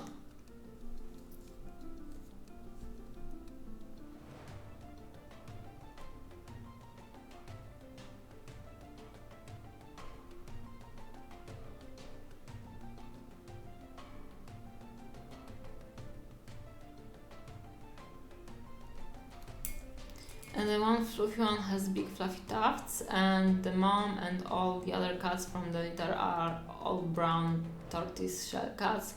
Mine look like the most unique, and Percival is the only long-haired of the litter. Nice. So he was he like in Polish we have the saying that someone is the raisin in something, so he's the raisin. So the only one. Pretty cool.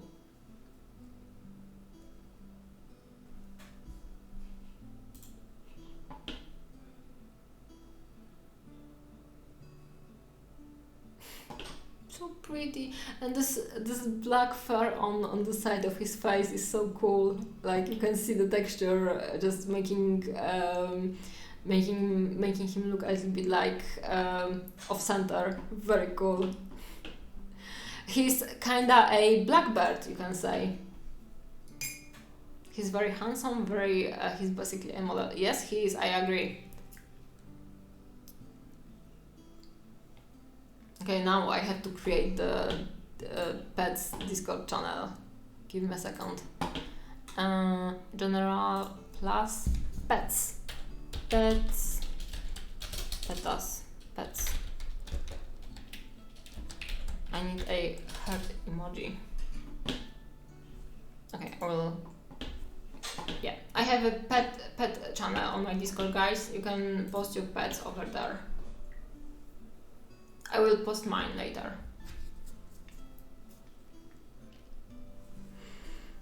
Okay, so we have this guy. He is very handsome as well.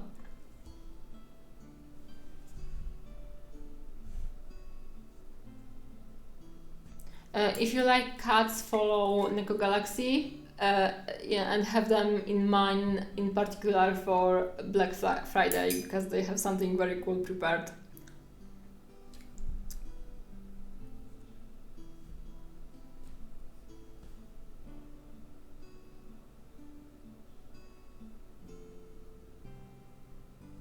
I think that I will keep this pouch brown because I don't want it to be like standing out from the rest of the painting, and also he will have like this little plant sticking out from here, and it will be green, so I don't need more color over there. Okay, let me find my let me find something. I need to like see if it will work out for this pouch.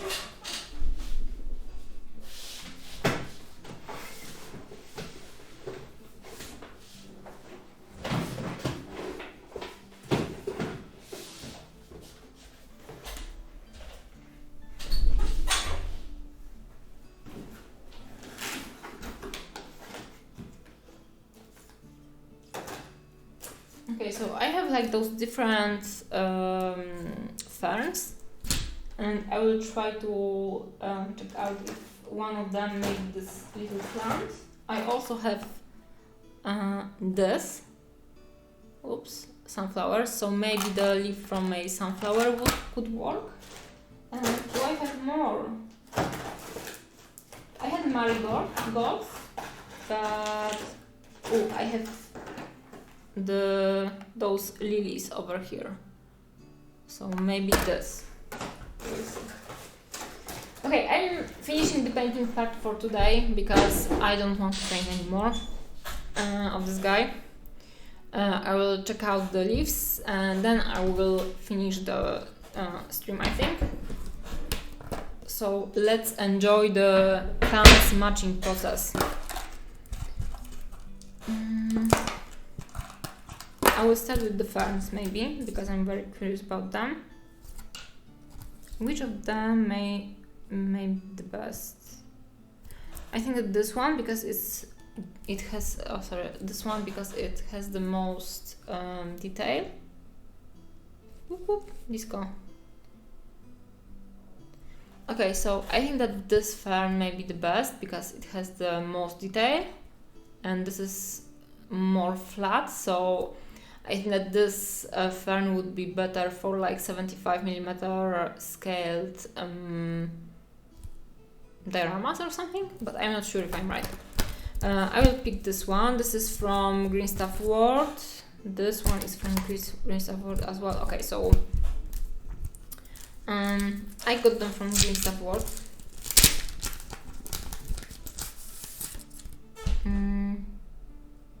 Okay, maybe they will be right, I'm not sure. Where is the knife? Chop, chop. Chop. Chop. I chopped. 1 chop, 2 chop, 3 chop. Chopped. Okay, so the question right now is it a good detail over here? Because I think that it's not good. Okay, so it's different from what make other people's paint jobs stand out to you being memorable. For me, personally,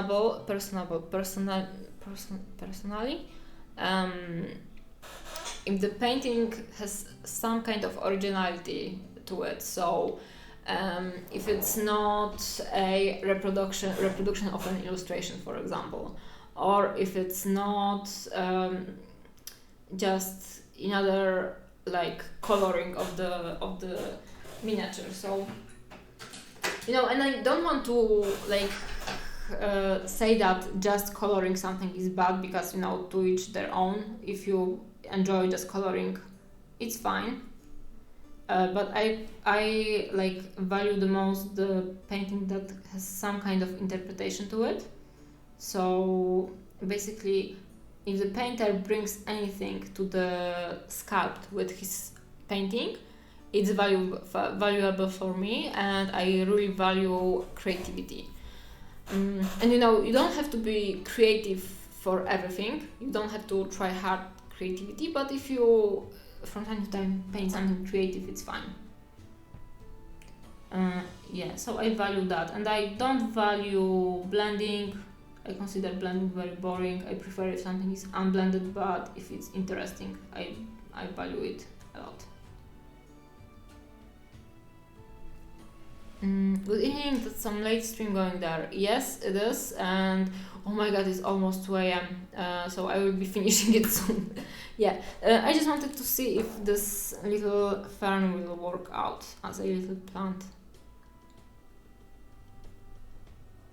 Okay, I will just cut it. I will do it. I won't overthink it. How long should it be? LOL. I won't overthink it, but I will hesitate. Okay, so I will chop that and this. Chop. Please don't break off. And I will chop this and this. And now we can evaluate.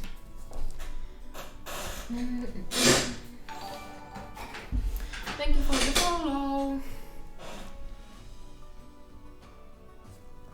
Okay, evaluation time, guys.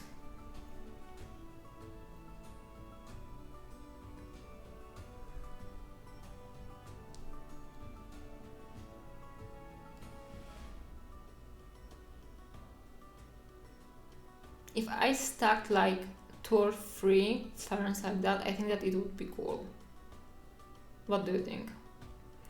Hey, thank you for coming back, and thank you for following.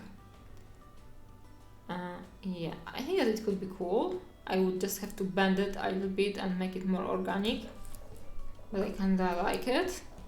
You can try out with this kind of leaf as well.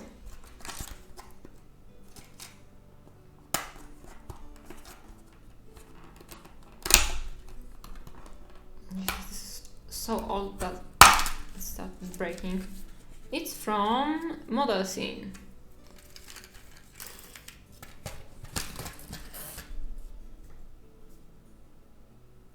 Can I cut it off without using this?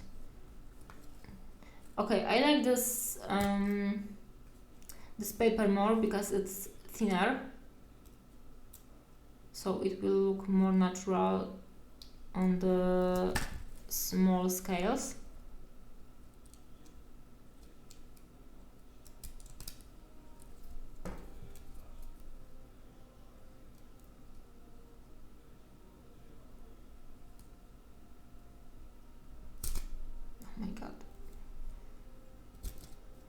Cutting in the air is not a good idea. Okay, I got it. Slightly damaged, but it's here. Really enjoyed your contrast demo, by the way. As for the fern, depends on the angle it will be added. That has some potential either way. Yeah, I think if I will angle more the leaves, it will work nicely. Okay, and this little leaf, please hold in place. I think that is a little bit cuter. I could stack a few of them over there as well, but I think that I like the fern more. Also, I could add a fern and a leaf wherever the fern went.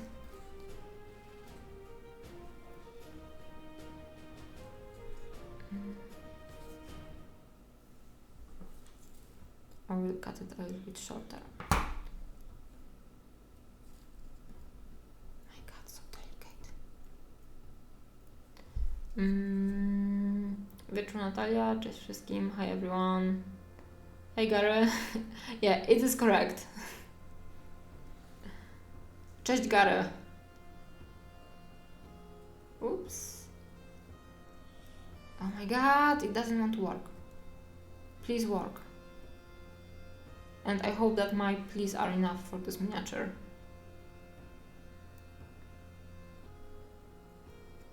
Okay, I got it. Now I cannot breathe too hard to not this leaf fly away. Give me strength.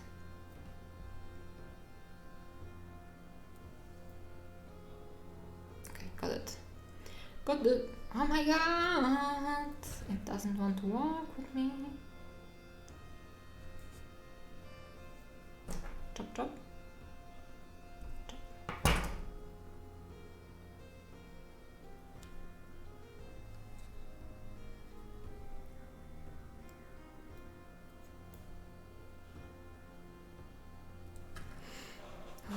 Okay, it needs to be in a different angle, but do I like it? I don't like it this way.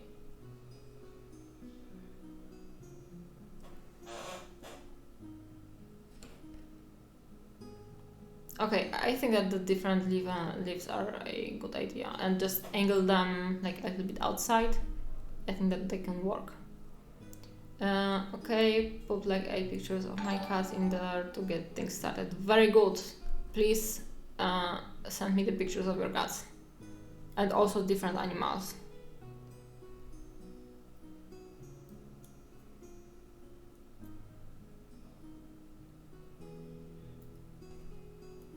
Like that? Yeah, I think that's something like this. Or maybe just those leaves, but different shapes, like different sizes, and oh, it stayed in place. We are successful. Yeah, I think that's something like this. Like he's just carrying the saplings in his bag. I only have the cats at the moment, but I grew up with horses and dogs and chickens and a big... very cool. Very broad repertoire. Have them coming out of the pouch. Yeah, this is my idea. Like, because I thought that this pouch is kinda... he doesn't have that many detailing around his... this miniature is kinda... well, this is... I consider it academic bust, right? So he doesn't have that many details, but all of them you can make interesting. So I made the back look like it's made from leaves. I gave him moss on his hoodie. I made the stuff mushroomy, and then I have like this little pouch, which is kind of plain detail, and I wanted to make it interesting, but without doing a lot of like resculpting. So I just thought that it can be a pouch for saplings. So I want to add some little, leaves coming from the back. In particular, because I have like those leaves hanging around, and I don't like laying around, and I don't have like I always wanted to do a diorama with them, and of course they will stay for later, but I can like steal one or two for this project. Breaking through the pouch and flirt out. Yeah, exactly. And maybe like some roots like sticking from the pouch, maybe. Yeah, but just adding like those little details all around, making him more like druidic, because I really want to paint druids right now. Blend all the things you must with very thin glazes. Yes. Yeah. Looks awesome. Roots or vines combo. Yeah, I think so. I thought that maybe I should do like those vines / ivy, but I don't have any good ivy and I don't want to 3D print anything or cut any very small leaves from the paper. So it will be the fern or this. I actually like the quality of this ones better because the stuff from Green Stuff World is very thick, and I'm curious about ferns from other companies, but again, like I have this fern and I don't have any interest in spending more cash just to check out. But I have to check out the other ferns on some kind of competition I will visit next year, and I will be better informed where to put my cash into, like little plants for miniatures. Okay guys, so it's 2 AM in Poland, it's time for me to finish and try to go to sleep.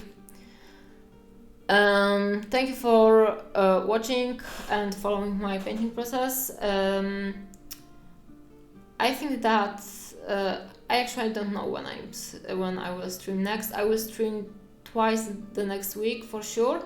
I'm busy on the weekend, so I suppose that it will be Tuesday and Thursday evenings again, like 9 PM CET. So if you want to jump in, feel welcomed. Maybe under his right arm coming out of shirt, unless it takes away from the rest. Yeah, that is actually a cool idea, but I think that I will leave it for another bust, because this is in the back of the miniature and I don't want to add more detail in this area because this stuff is very intense already, and also I wanted to add a little bit of like this very short roots coming from underneath of this like grass hoodie. So I think that it may be too much detail, but I will remember it and I will use it for some other project. I have Cormac from Black Crows Miniatures lined up for painting, and he will be a druid too, so I may use this roots coming from the sleeve idea on him.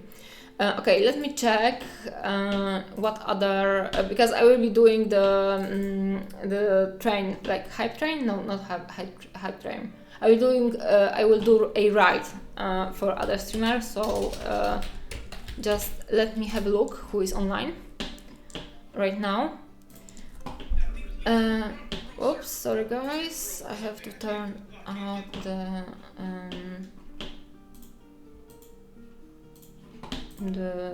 volume.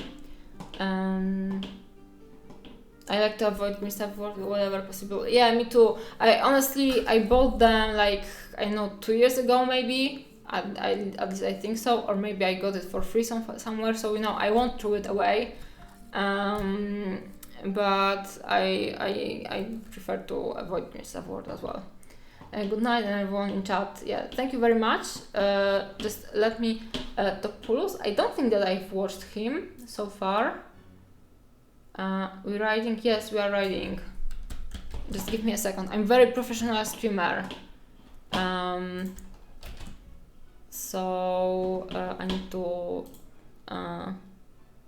orient myself. Okay, so we are riding Topoulos.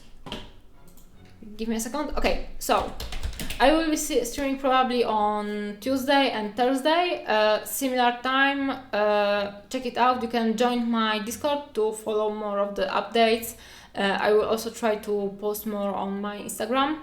And I will try to update my Twitch calendar with the incoming streams, but the feature doesn't want to work for me.